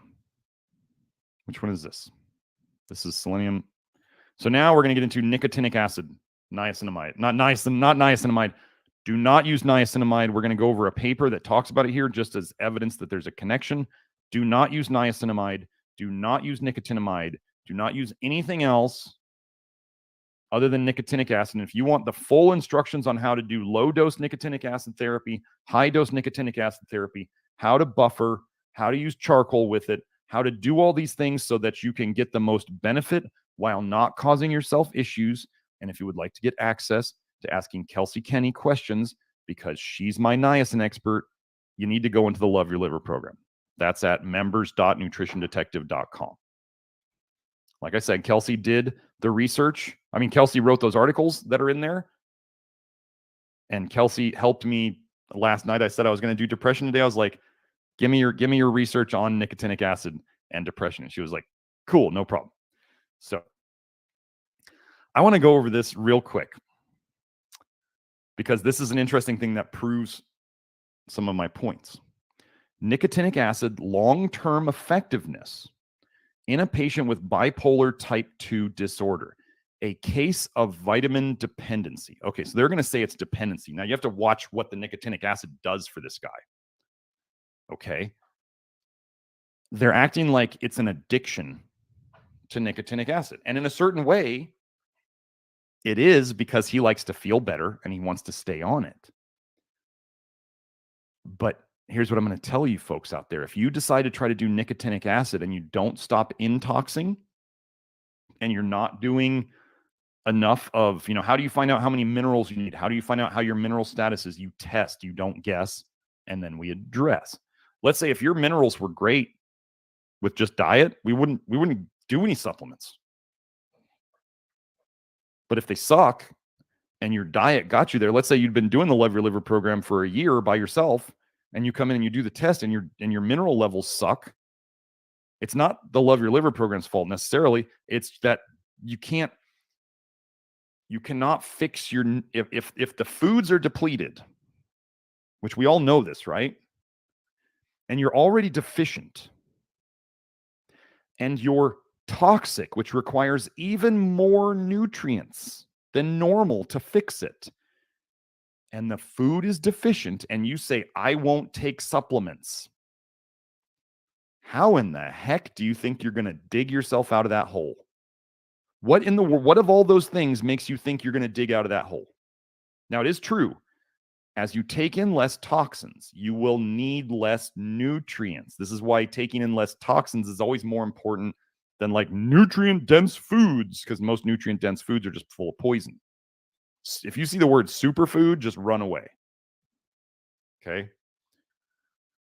But like I'm saying, if the food's depleted, you're already deficient, and you're toxic, which requires more nutrients, good luck digging, and you don't even test to know where you're at. Good luck digging yourself out of that hole on food alone. So, this report describes a male patient with bipolar type 2 disorder who for many years had been treated with lithium and other medications applied in affective disorders, polydrugging. These pharmacological drugs had beneficial effects, but were at times insufficient. When the patient was prescribed nicotinic acid, not time release, not nicotinamide, nicotinic acid, immediate release, flush niacin, he experienced a comparatively strong effect. Slowly, it was discovered that the patient could lower and cease all medications except nicotinic acid. Now, there's some people out there who will be like, but he's still on a supplement. They got him off all the medications? Are you serious? Are you seriously arguing a point here? For over 11 years, he has been stable and calm with nicotinic acid and currently takes 1 gram 3 times a day. 3,000 milligrams was the dose used in a lot of the schizophrenia studies. 3,000 milligrams, 3 grams a day total. 1 gram 3 times.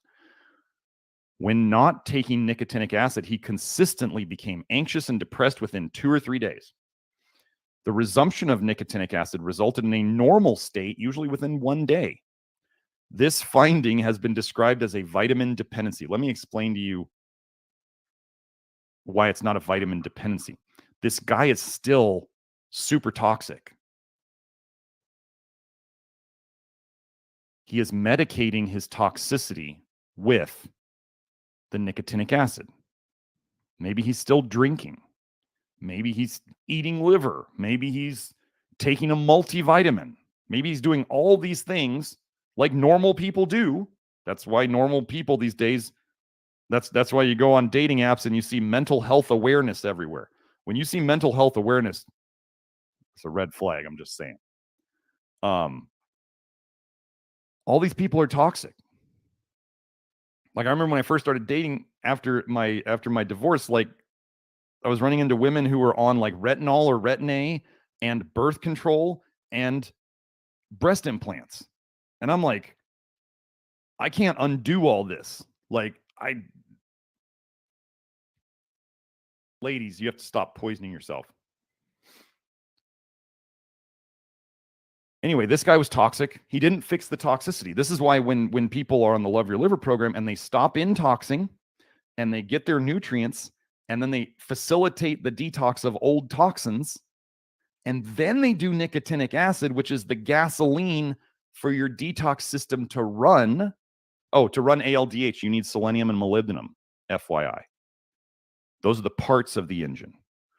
The nicotinic acid is the gasoline. So maybe this guy was just forcing nicotinic acid in, but he's got a selenium deficiency, he's got a magnesium deficiency, he's got a zinc deficiency, he's got a potassium deficiency, he's got copper toxicity, he's got vitamin A toxicity. If he doesn't fix those, if he doesn't get the right nutrients in, and if he, because nicotinic acid doesn't fix a selenium deficiency, as an example. Nicotinic acid doesn't necessarily make him stop eating vitamin A. So he can keep poisoning himself and keep being nutrient deficient. The nicotinic acid can act as a decent Band-Aid. But when he stops taking it, the problems are still there because everything's probably still coming in. Does this make sense? But they're going to try to say that nicotinic acid, 11 years. Wait, stable and calm with NA. People will be like, nicotinic acid is liver toxic. No, you're wrong. You're wrong. Those case studies are garbage. There's 8 of them in like 70 years. They're garbage. They wanted to try to blame nicotinic acid for something. 8 case studies in like 70 years. Are you serious? This guy was stable for 11 years and doing fine. Yes, he's addicted to something that caused him to feel normal and stable and calm. Oh, no. Oh, he got off all his medications. Oh, no. Give me a break. Pellagra and alcoholism. Pellagra is niacin deficiency, aka nicotinic acid deficiency. Let me see if I mark this one. There we go. Pellagra is caused by a deficiency of niacin, nicotinic acid, and or its tryptophan precursor, and is compounded by B vitamin deficiencies. The only B vitamins I'm really talking about anymore is B1 and folate, folinic acid, which, funny thing, they just made prescription only. Wonder why they'd be taking that away from people. Pellagra is also induced by drugs, inhibiting the conversion of tryptophan to niacin, and by conditions of gastrointestinal dysfunction like leaky gut caused by toxic bile.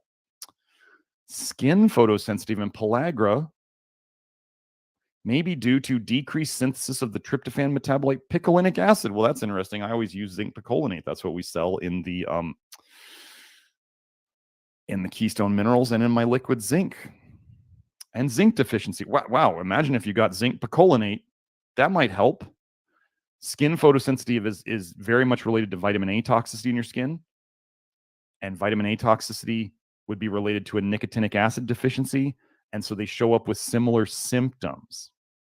They both have skin photosensitivity. Imagine that. And whenever people have skin issues, I tell them you probably have a zinc deficiency. Wow, this is weird. They all connect.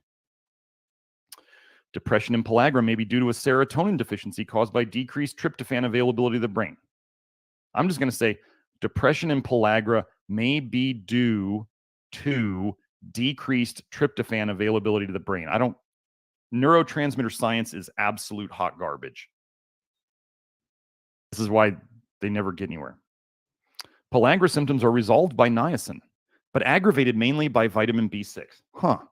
B6, you know what B6 is? Pyridoxine is an alcohol. Pyridoxal 5-phosphate, the one that all the alternative people push. Pyridoxaldehyde. It's an aldehyde. Wait, so niacin helps run ALDH. It's the gasoline for ALDH to run. And B6 is an aldehyde, which means it would suck up ALDH capacity. Weird. Alcohol dependence can induce or aggravate pellagra by inducing malnutrition. Alcohol turns into acetaldehyde, which then uses up your ALDH capacity. Does that make sense? It'd be like leaving your car in idle all day. Yeah, you're going to wear out your engine sooner. Like you park it and you turn it off. Alcohol dependence can induce or aggravate pellagra by inducing malnutrition, gastrointestinal disturbances, toxic bile, and B vitamin deficiencies, inhibiting the conversion of tryptophan and niacin and promoting the accumulation of 5-ALAM porphyrins.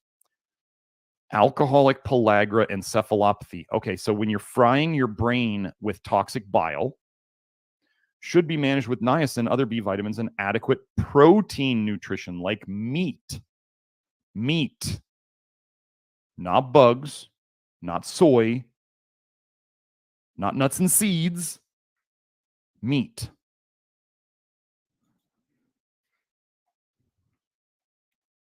Let's look at niacin in depression. Diagnostic value of niacin skin blunting response in adolescent patients with depression. They're talking about the skin flush. Wait, what just happened? This here. There we go. They're trying to say how much you flush from nicotinic acid could be related to depression. Before we get into this is what Kelsey taught me, is that the niacin, when you take it, will tend to go or be used, I should say that differently. It will tend to be used by your body in the places that need it most. If somebody had depression, like significant depression, where do you think they might need it the most? In their brain. In schizophrenia, sometimes they give people nicotinic acid and they don't even flush at like 3,000 milligrams a day. They got schizophrenia. Where do you think the nicotinic acid's going? It's going to their brain. It's not going to their skin. Okay? So the more mental issues somebody has, the more likely it is they're not going to flush, or they're going to take higher doses before they flush. Okay?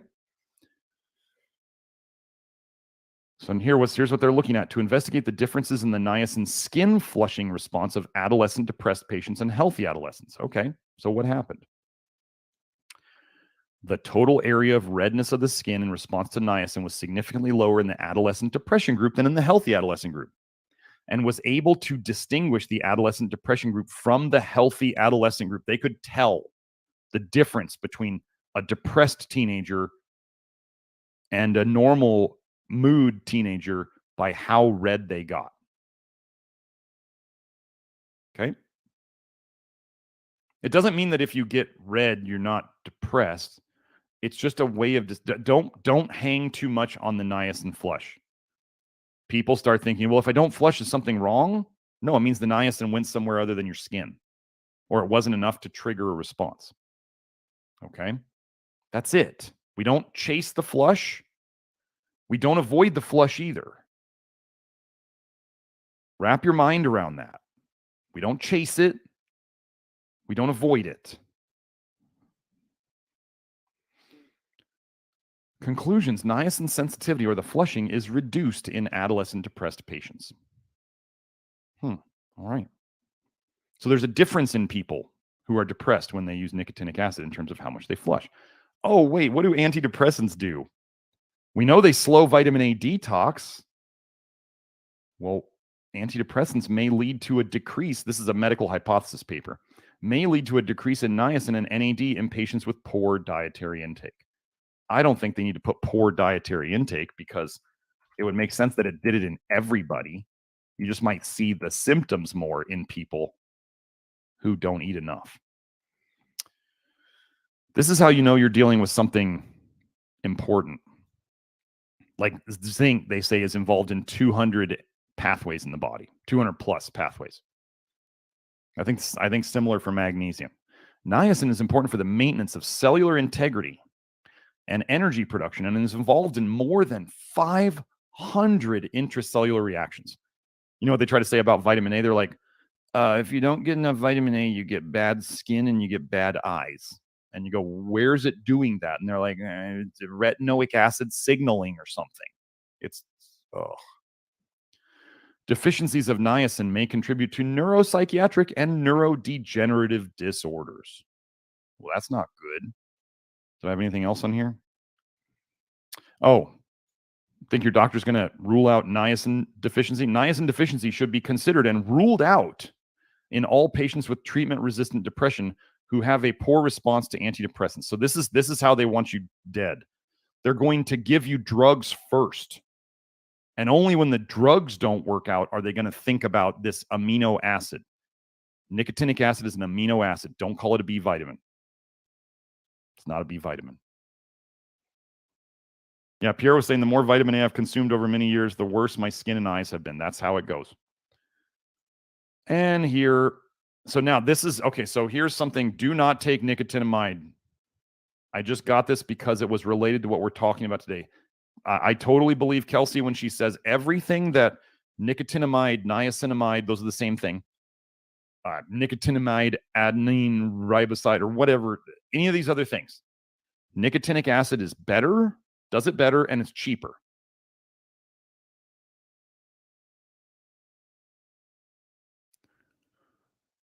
Wow, so a variation of niacin ameliorates, makes depressive behaviors better.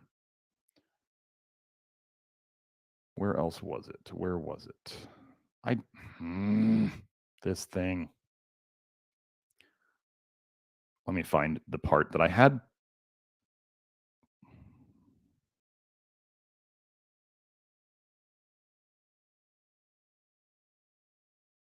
Oh, did I not put the link up yet?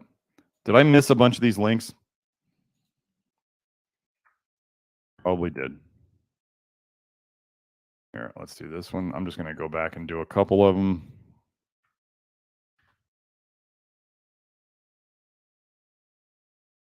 Just so you guys know, I've been personally experimenting with the niacin and exercise and sauna detox. Some people might associate it with Scientology and L. Ron Hubbard, but as they say, even a broken clock is right twice a day. And I think they were onto something. And I'm okay. I can separate the two things. If you can't separate things like that, I'm sorry. I can. So, where was it? Let me find this one. It lost my let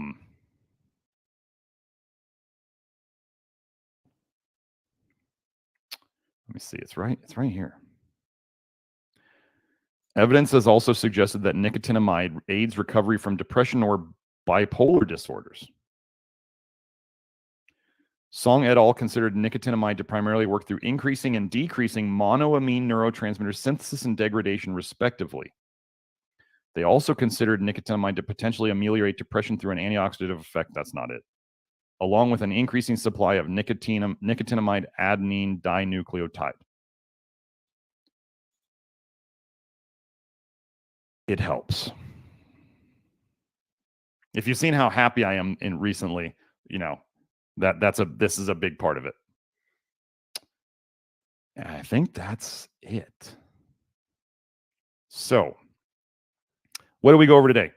Well, we went over how, first of all, yes, the trauma and the other things that you've had, they do connect to the depression. But if you are chemically not well, it makes the depression worse. Actually, let me go find that. So let me give you an example of this. Let's go find it. Let's do, I put this testimonial on my Twitter the other day.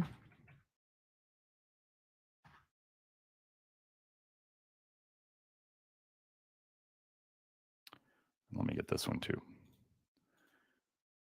So this is a testimonial by a patient of mine who had PTSD. For years, I struggled with the effects of combat-related PTSD, such as insomnia, anxiety, and depression. Hold on, let me put this in here.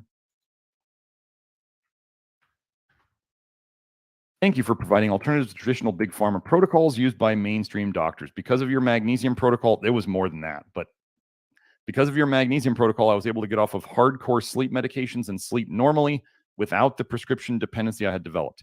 When I reached a breaking point after being exposed to corporate corruption, well, that'll cause you PTSD, I knew I needed to get help for PTSD from Afghanistan. However, I realized the VA, the Veterans Affairs medical community, lacked options and relied too heavily on chemical-based therapy. The simple yet effective anxiety protocol you prescribed allowed me to stabilize and function normally as a husband, father, and begin preparing to return to work while on medical leave. I cannot thank you enough for what a blessing you've been to me. Okay. PTSD, like how did I give him any therapy? Did I do anything about the trauma and the experiences he'd been through? No, I didn't do a dang thing. I just made him more nutrient replete and less toxic. Now, I think this has something in it here about it. Let me find, if it's the Rora, Oh, somebody was at, well, so this is about kind of like hypersensitivity. This can also go along with, when kids have the hypersensitivity, the hyposensitivity. Retinoids activate the irritant receptor TRPV1 and produce sensory hypersensitivity. Kelsey, if you're here, you should probably save this one. This is an important one because niacin affects the TRPV1 receptor. Actually, Kelsey was saying she thinks the nicotinic acid cleans out the TRPV1 receptor, and that's part of the flush. And here we have retinoids activating it. And retinoids cause tons of skin problems. Interesting. Weird that these are all connected, isn't it? Where's the... No, this is not the one with the RORA stuff, but I'll just put this one in there. TRPV1, right? Yeah, TRPV. All right. In vivo, in a whole body, retinoids produced pain-related behaviors. If you hurt, vitamin A is making it worse. Application of retinoids evokes substantial irritating side effects, including pain and inflammation. Oh, but it's a vitamin. Seriously. It's not a vitamin. It's a poison. And any benefit you get from it is because it's suppressing your detox. I've got a paper showing that vitamin A and vitamin D, the rat poison, slow down your bile production. So you get less bile in your blood. So you have less symptoms. But all that means is that the bile is either in your liver, or it's not being made, which means you're just accumulating toxicity and you're taking a toxin. Gosh, what do you think is going to happen later? So let's get into the, let me move this over here now. The chats, the super chats. So don't worry, I haven't forgotten you guys. There we go. Let me move this over. And we will be off and running in 1 second. So I'm just going to scroll up and find it. Will was the first super chat. And thank you, everybody, for the super chats. I really appreciate them. They are helpful. And then just remember that if you ever wanted to ask as many questions of me as possible, like big theory questions or other stuff, that's the inner circle. It's inside the Love Your Liver program. It is an additional fee, but that's where I normally would go there 2 hours after this and answer questions live Q&A, just like I do here, except people there get to ask as many questions as they want, and I can be a lot more real and conspiratorial. So Will says, besides normal detox, any way to get a leg up on malondialdehyde removal? Well, let me go find my Twitter post. Actually, Joe, if you want to show this, show my Twitter screen. So this is how you search Twitter, folks. If you want to search my Twitter from NutriDetect, that's me, not Nutrition Detective. They didn't give me enough letters. There's not enough spaces. So NutriDetect. And then I'm going to type in, let's do, what was it? It was ALDH and ADHD. Oh, please. Sometimes this thing is so stupid. It really is. And the ADHD. Oh, Will, you already posted that link, huh? There it is. So let me make this a little bigger. This is a tweet I did the other day about attention deficit hyperactivity disorder, which is a problem for a lot of people. Oh, come on, stop. I just want to post it right there. There we go. Malondialdehyde levels. So we talk about aldehydes with the brain all the time, right? They found the mean malondialdehyde levels in patients were significantly higher than those of controls. So patients with ADHD had more malondialdehyde in their blood. Malondialdehyde levels were correlated with overall number of criteria met and total hyperactivity/impulsivity score. The more toxic they were with malondialdehyde, the worse their ADHD scores were, the worse they were doing. But the reason I came here was because I wanted to go over the things that you can do to improve your ALDH. Okay. Malondialdehyde is created from PUFAs, polyunsaturated fatty acids. A lot of people just generalize them to seed oils. If you're still eating seed oils on a regular basis, you got to catch up. You got to stop doing that. Adding fats to your food is not a natural thing for any human. I mean, if you're paleo and you're pouring olive oil on things, you miss the boat. Okay. If you're like keto and you're just eating gobs of fat, it's going to end badly. I'm sorry. Humans are not designed for that. Where in the heck would we ever find that much? 70% of our diet is fat. Like, even cattle in the wild are skinny and lean. I don't know where you think you get all that fat. That's like the biggest lie that people tell themselves. Like, this is the natural best human diet is keto. Oh my goodness. So the best ways to reduce PUFAs, seed oils. Don't take fish oil, it's toxic. And essential fatty acids, like when people are talking about flax oil or chia seed oil or whatever. Stop taking these in. PUFAs are the base product of malondialdehyde. That's where malondialdehyde comes from. So if you don't eat PUFAs, you're not going to be making malondialdehyde. We stop intoxing before we worry about starting to detox. We do these concepts over and over and over again. Eating less added fats overall reduces PUFA intake. Let me put it this way. There is no pure, oh gosh, we don't even want to get into that. Generally, almost always, a fat is going to contain saturated fats and monounsaturated fats and polyunsaturated fats. Like even coconut oil has like a gram of polyunsaturated fat in it. You can go look it up. So, added fats, like isolated fats. Are humans designed to eat these? No, we're not designed to just pour oil on our food. No. Your liver does not like fat. Your liver does not like added fats. But the only exception here is if you are underweight and you need to take in some extra fats, that's okay.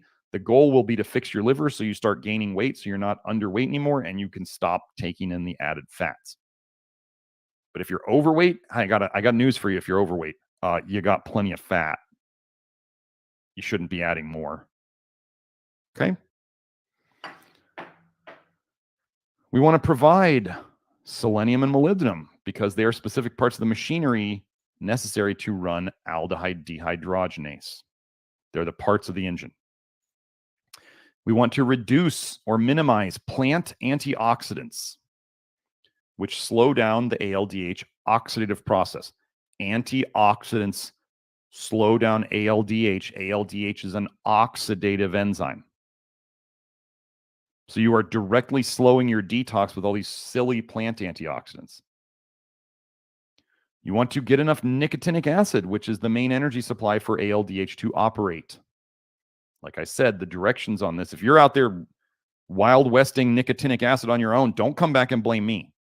We have, for $99, you can get into the Love Your Liver program for a year and read all of the information that I promote in terms of how to take it. Am I going to put this information out on the internet for weirdos to do all sorts of dumb things with? No, I'm not going to do that. I take responsibility for my work.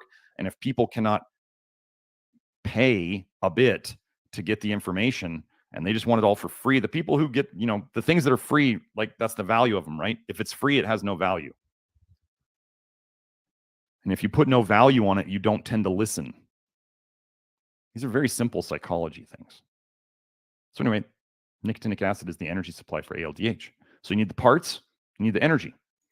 You want to minimize or reduce other aldehyde intakes, such as acetaldehyde, alcohol, formaldehyde, specific foods, retinaldehyde, which is vitamin A. Do you know that when you take in beta carotene, it splits into 2 retinaldehydes? And yes, humans split it and turn it into vitamin A.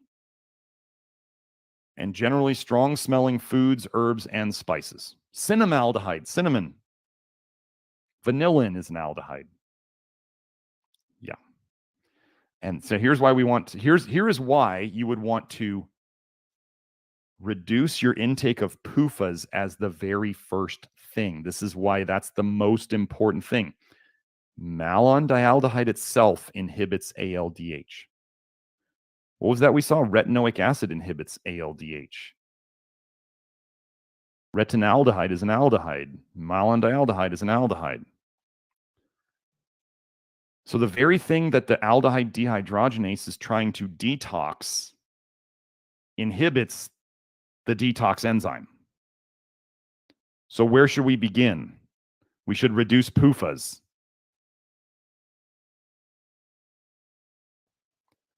Here's just another fun paper, the pivotal role of aldehyde toxicity in autism spectrum disorder. The therapeutic potential of micronutrient supplementation. Now, I'm going to tell you that I think most of the advice in that article is garbage in terms of the micronutrient supplementation. But using the word the pivotal role, it's pretty important. Wow, autism too. So we got depression, we got schizophrenia, we got psychosis, we got ADHD, I mean. Gosh, these things, how is all these things connected? Because it's all connected to your liver and your toxic bile. That's it. Okay? That's how this works. Wait. Let me go here. There we go. Should be good now. Joe, are we on now? Are we on the wrong? There we go. Sorry about that. I'm going too fast. So let me go back up to the top and find the super chats. Let me make sure. Oh, Gianni, let me find that one again so I can read it.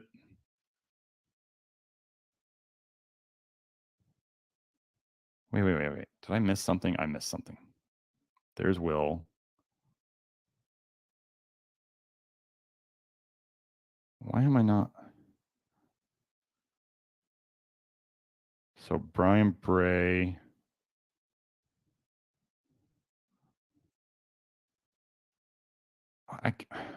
Joe, I saw you put up the Gianni one and I can't find it. I just want to read it so I don't have to read it on the screen. Okay, can we link vitamin A toxicity to OCD? I have noticed a correlation between detox cycles and the appearance of anxiety, obsessive thoughts, and dryness. Yes. So this is all just normal, like when you have detox cycles, when you push things too hard, yeah, you're going to see symptoms related to the bile, right? So you're going to have the anxiety, that's the bile in the brain, obsessive thoughts. This is what we're talking about. This is like where there's the trauma, but you obsess on the same things. Where for those of you who haven't had much trauma in your life, like I can say, I've been blessed. I actually feel like I've been protected in my life. I have not had much trauma at all. But if I start getting chemically out of whack, then you start seeing these obsessive things, the just recurring thoughts of the same thing. For me, it's even as simple as like when I would wake up at night from bile dumping, blood sugar crashes, all that stuff. It was like a radio turned on in my head and I'd have a pop song that just played over and over and over and over and over again. So I wasn't obsessing about anything bad. It was just like my brain was like, we're agitated. We are going to find something to think about and obsess on. So it picked a pop song because I don't have a lot of trauma in my history. People who have a lot of trauma in their history, they might be bringing up old boyfriends or, things that happened, abuse or whatever, that your brain is just going to try to find something to think about and obsess on. That's a chemical thing. You're not broken. You're just toxic and deficient. So let me get into that again. So OCD, I can do a quick search here. Let's do.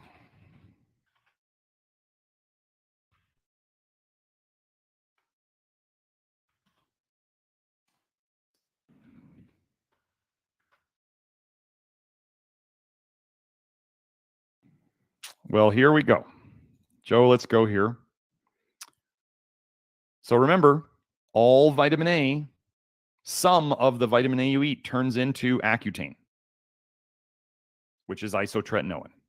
Okay?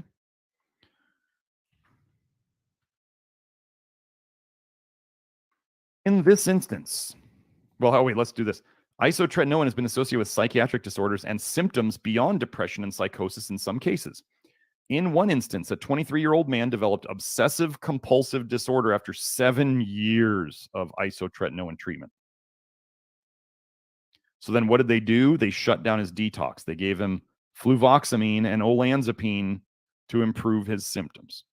The literature also includes reports of panic attacks in a 20-year-old man and another 17-year-old patient in relation to the use of isotretinoin.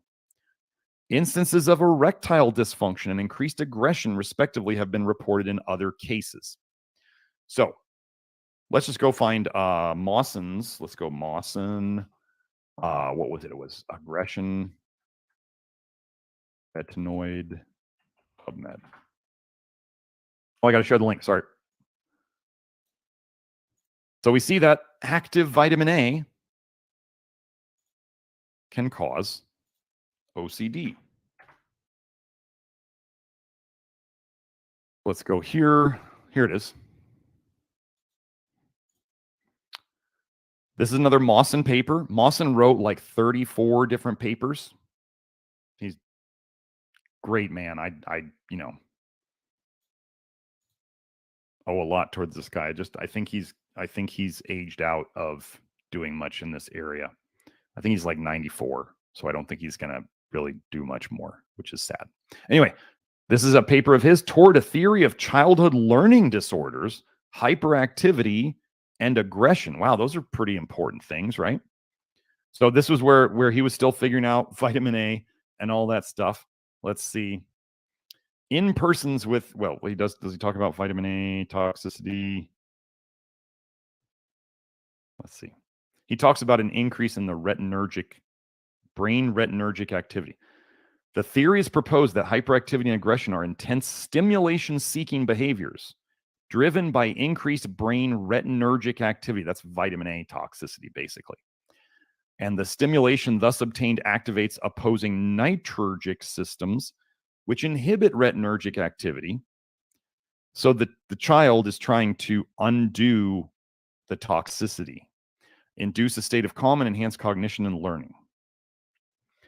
In persons with cognitive deficits and associated behavioral disorders, the retinergic system may be chronically overactivated and the nitrogen system chronically underactivated due to environmental exposures occurring pre and or postnatally that affect retinoid metabolism or expression.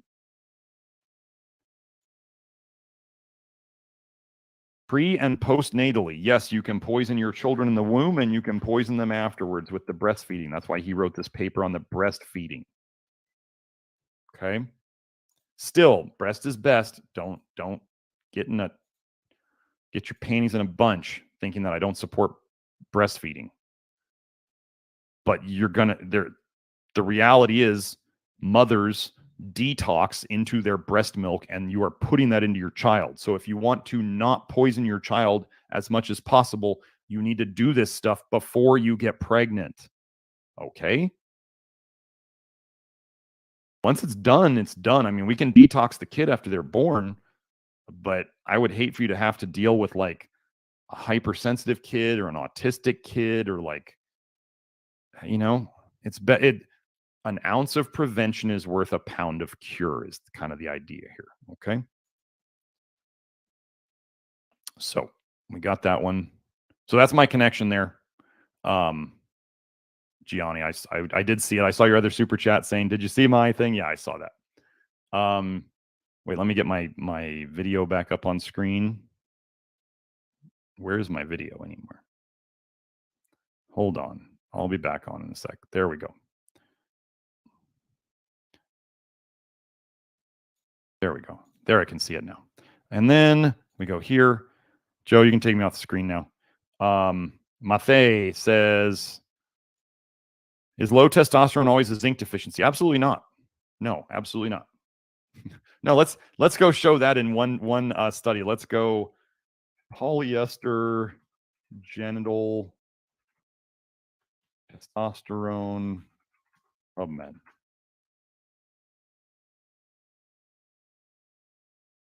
So is this going to be a zinc deficiency? No. Effect of different types of textiles on male sexual activity.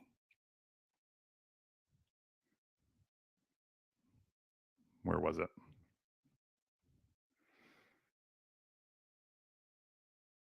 Let me get all these things. Each of the 4 test groups were dressed in one type of textile underpants made of either 100% polyester, 50-50 polyester cotton mix, 100% cotton, or 100% wool. The wool is good. The cotton is good. Wool's probably better than cotton. I just don't know in Arizona if I'm going to be wearing wool skivvies. Okay. So they assess sexual behavior. I'm not going to get into all of that stuff. But anyway. Oh, God, this sounds like fun. The electrostatic potentials generated on the penis and scrotum were measured by an electrostatic kilovolt meter. Okay. This was a real party of a study. The IM ratio. Let me find the IM. Okay. The rate of potent intromission to mounts were determined. Was this? Wait. I thought this was humans. This is humans. It's got to be hard. It's got to be hard to evaluate humans for mounting behavior. I mean, like rats, they don't know that you're watching them and they're just like, they get horny and they're going to do their thing. But like humans would be like, why is the doctor watching me? Like, I feel uncomfortable.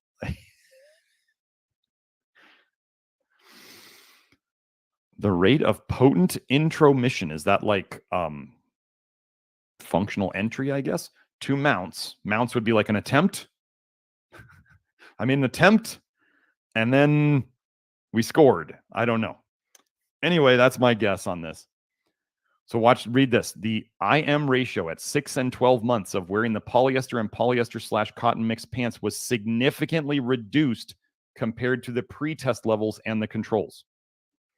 The reduction was more manifest in the pure polyester than in the polyester/cotton mixed group, and at the 12-month than at the 6-month examination.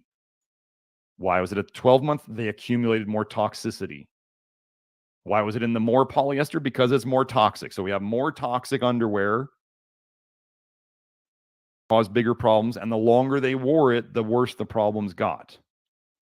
Does this have anything to do with zinc? No, this is a toxicity thing. 6 months after the removal of the underpants, the IM ratio had returned to the pre-test levels in the two groups that had worn polyester-containing pants. The polyester-containing pants generated electrical potential, something like that. I guess I'll go up and find it, which may induce electrostatic fields in the intrapenile structures and could explain the diminished sexual activity. Oh, so you're creating like an EMF in your junk. EP, electrostatic potentials. So yeah, don't create an EMF on your junk. This is why you don't keep your cell phone in your pocket right by your junk, folks. To use a technical term. We use the technical term junk here.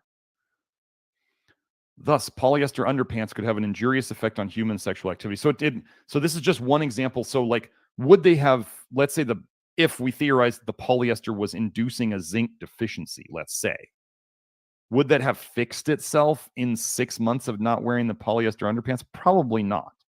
So are there all sorts of things that can affect, in theory, this probably would have affected their testosterone.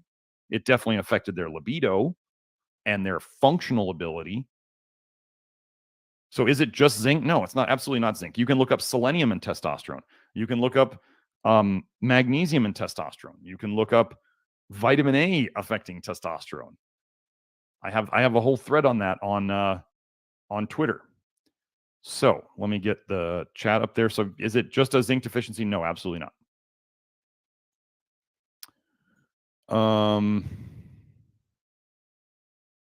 Brian says, what's the deal with snot/boogers/stuffed nose?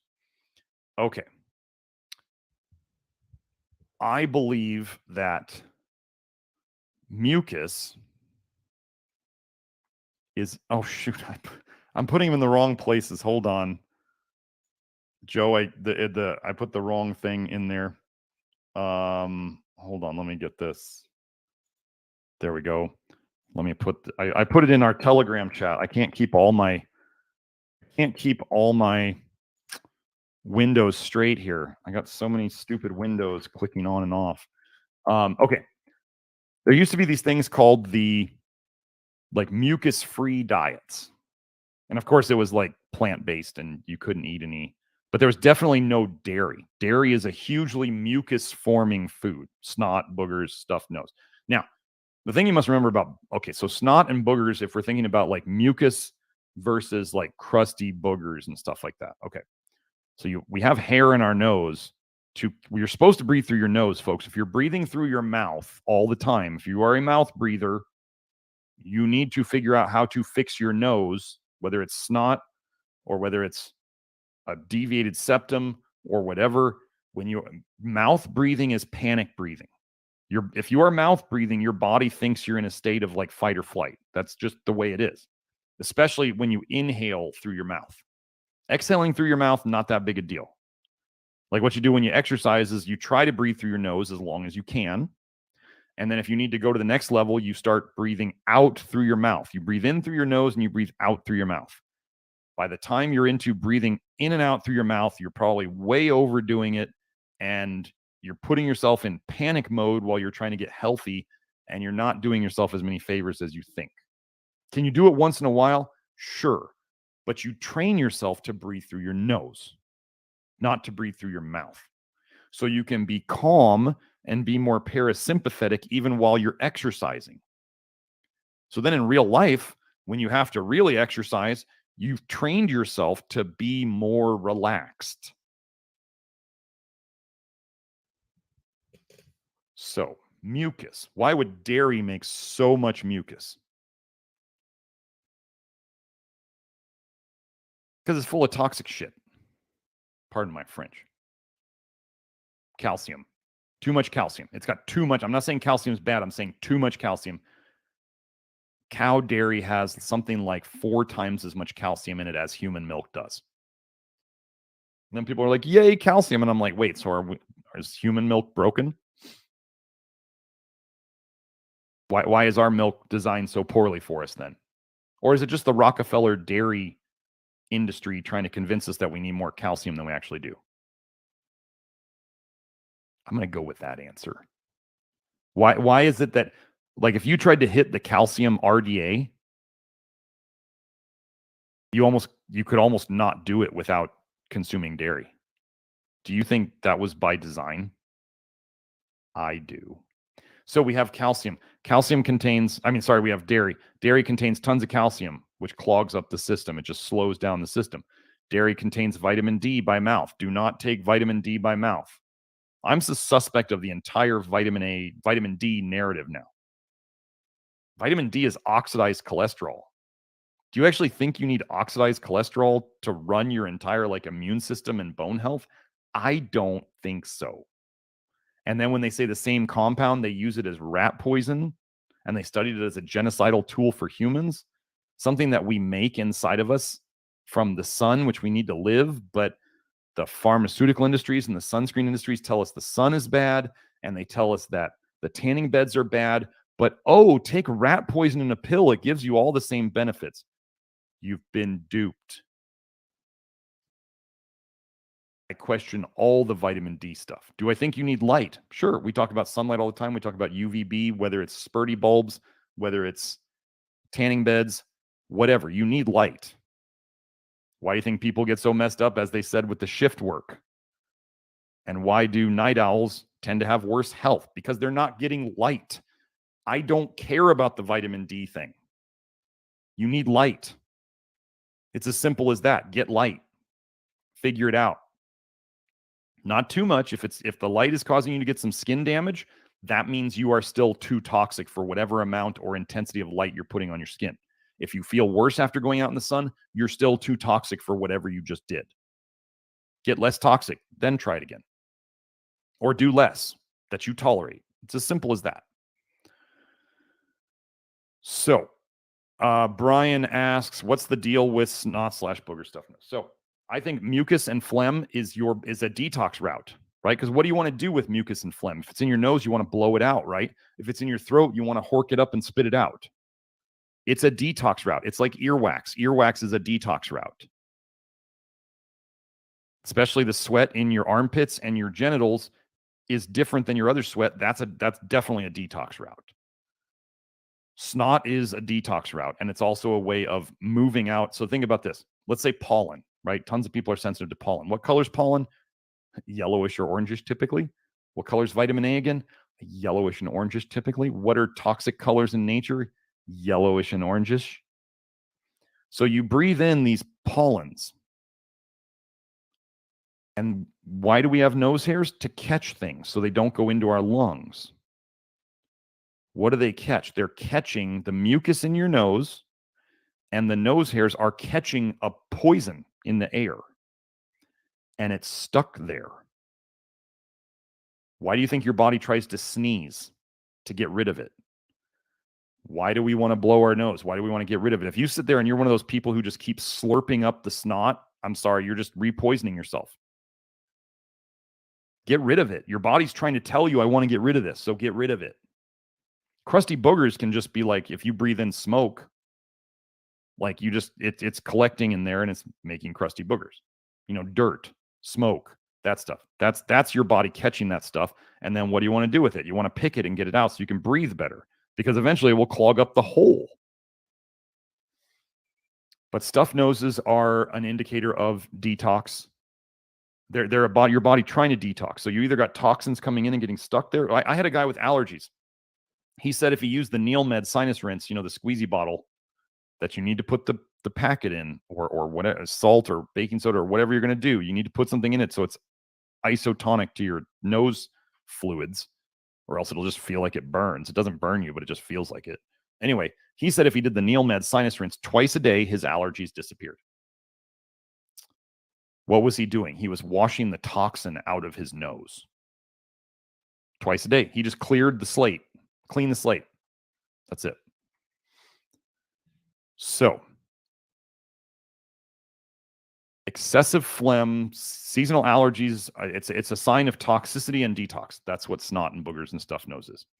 One of the very first ways I learned that nutrition affected how I felt was about 15, and I was drinking milk back then, and I would drink a glass of milk, and about halfway through the glass of milk, I could notice that I built up phlegm and mucus, and I was hacking up a loogie, and I was stuffy, and I was like, that was the first thing where I observed the pattern. I was like, when I drink this, I feel this way. I don't like feeling this way. So maybe I shouldn't eat milk, right? Eat dairy. As you get less toxic, you can handle putting some more toxins in before you get the reaction. But you should notice that if you get that reaction, you're heading in a bad direction. It doesn't mean you're like, you can do whatever you want. Like we can fix your car. Let's say somebody drove their car in a stupid manner. Let's say they love to go over speed bumps way too fast, and they screw up their alignment and they screw up their shock absorbers. And then they come to me. I'm the magical car mechanic doctor, and I fix their suspension. I tell them what to do. Here's how you fix your suspension. For now, while we're fixing it, I need for you to not drive on speed bumps.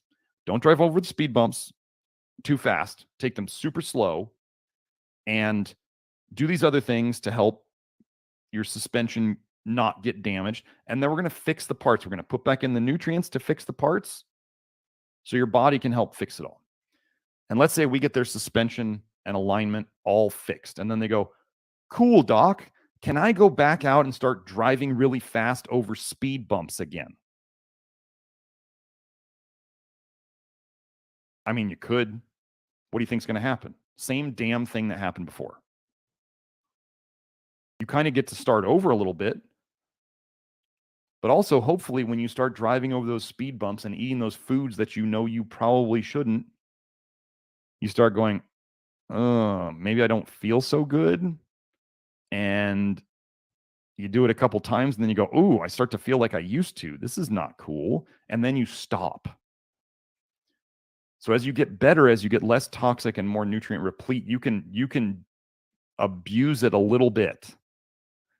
But those of you who have been doing this long enough, you know that if you abuse it like 2, 3, 4 times in a row, you start to notice the issues coming back. You remember that guy who stopped the nicotinic acid, and over a couple of days, 2 to 3 days, his symptoms would come back? What am I saying here? 2, 3, 4 times of abusing these things again, you start to notice the symptoms again, and then he'd get back on the nicotinic acid, and within a day, his symptoms would be gone. It's the same thing. So do you get to become invulnerable to all the crap things in your diet if you detox and you get rid of all your issues? No, you're not invulnerable ever.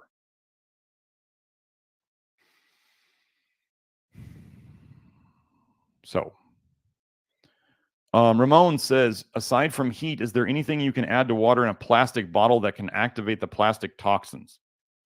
How would I carry water around? I have glass bottles with silicone covers on them. Thank you for the super chat, Ramon. Yeah, they're the glass water bottles with the silicone cover on them for both like shock absorption and insulation. Here, let me see. Let me see if I can find one.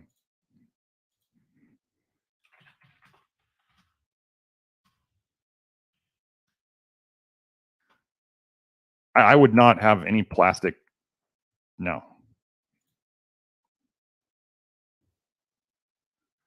So, Joe, if you could show this. This is like an example of what I like to use. This is not the bottle I have, but it's glass on the inside and there's silicone on the outside. That's what I use. I try to drink out of plastic as little as possible.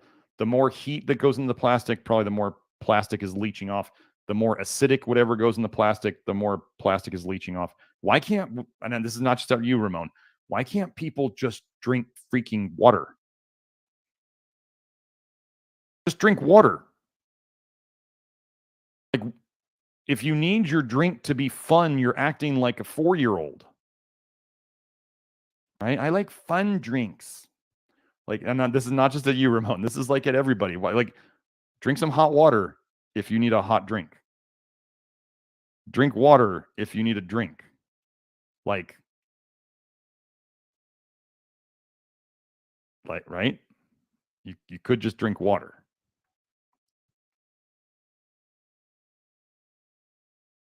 It's like, I need something else to drink. Why?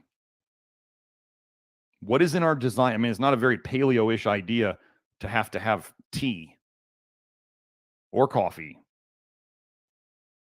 or fruit juice. I'm one to like, okay, so you want to know what I drink if I go to like a restaurant and I feel like drinking something out of the ordinary?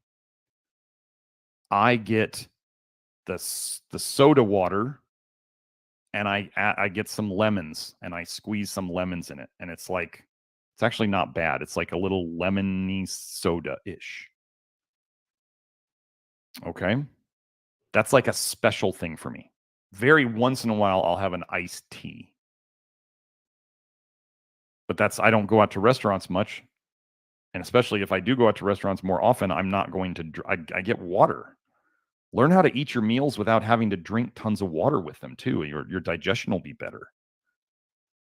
So, and if you're going to drink water with your meals, drink warm water with your meals, and it will make your digestion better than it would be if you had cold water. Cold shuts everything down. Humans are warm-blooded. Warm things are good for you. Cold things are generally not.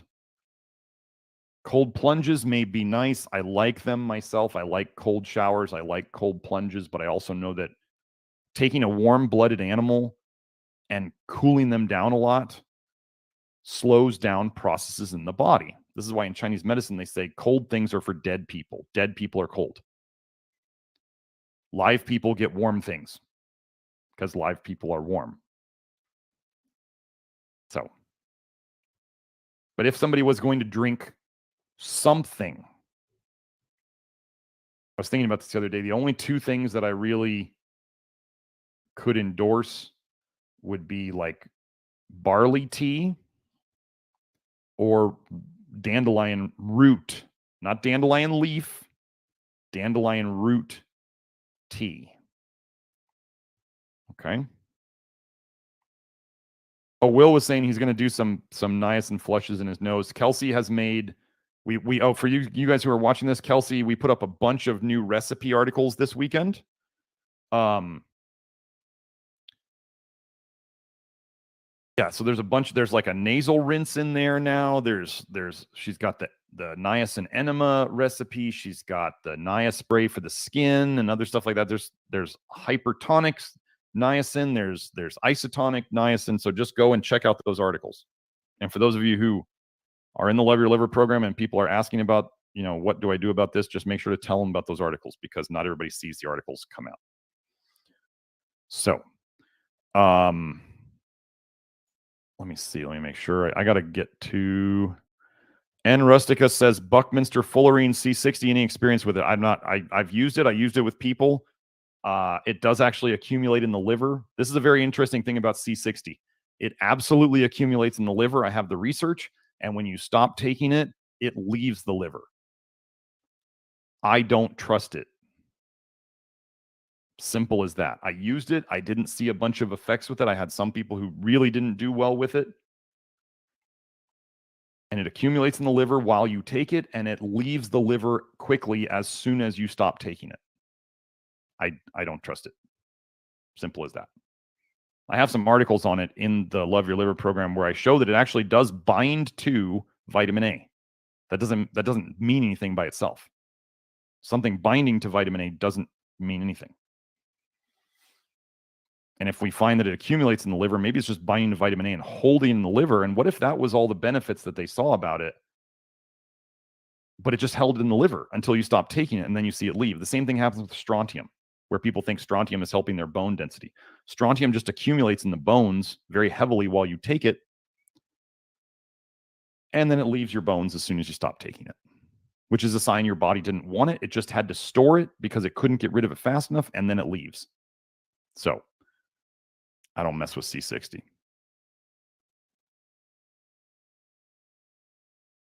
So Ramon, another super chat, he said, I know glass is safest, but also fragile to carry. That's why I do the silicone cover. If I had to do something else, I might do stainless steel.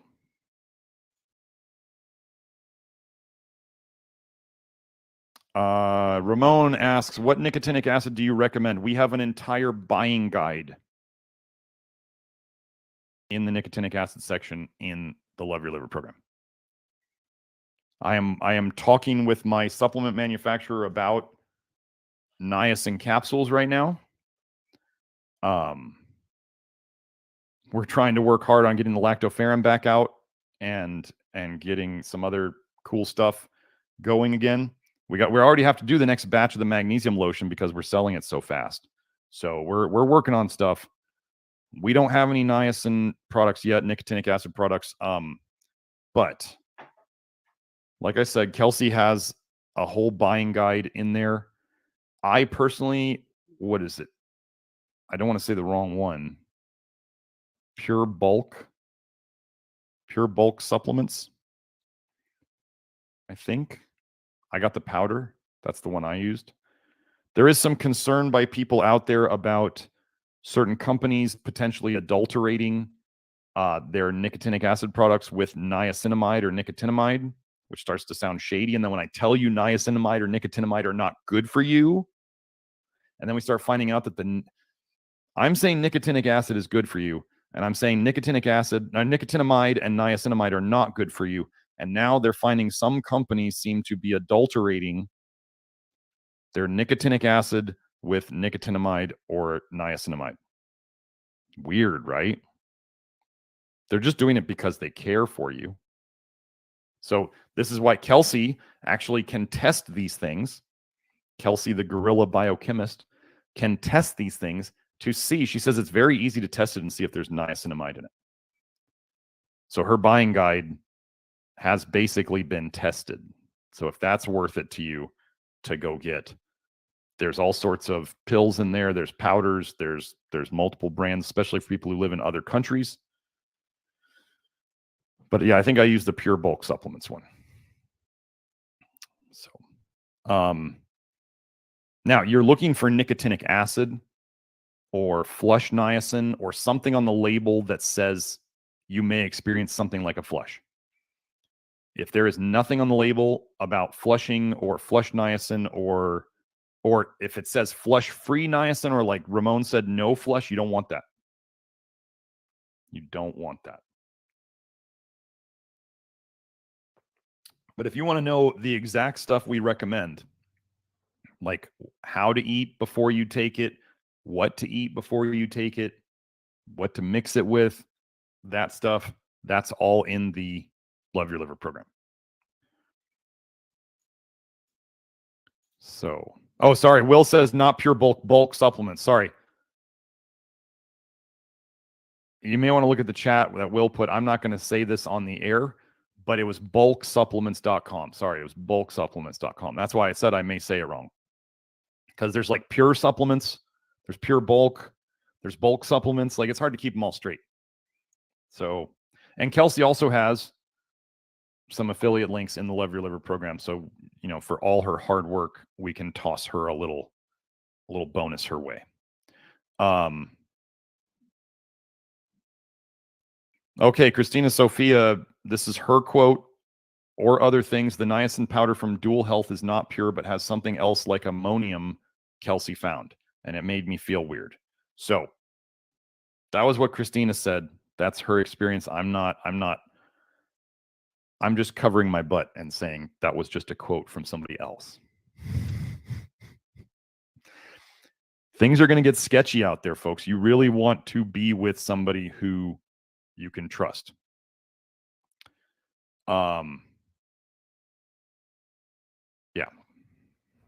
So our new people that we work with as the contract manufacturer, they really take things very, very seriously.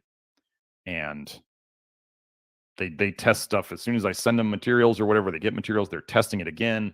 And yeah, it's real serious. And they specialize in additive-free supplements or minimal additives. Like the only additive they ever use is rice flour, and they test it for arsenic and other stuff like that. So I think that's it. I got to go do the inner circle.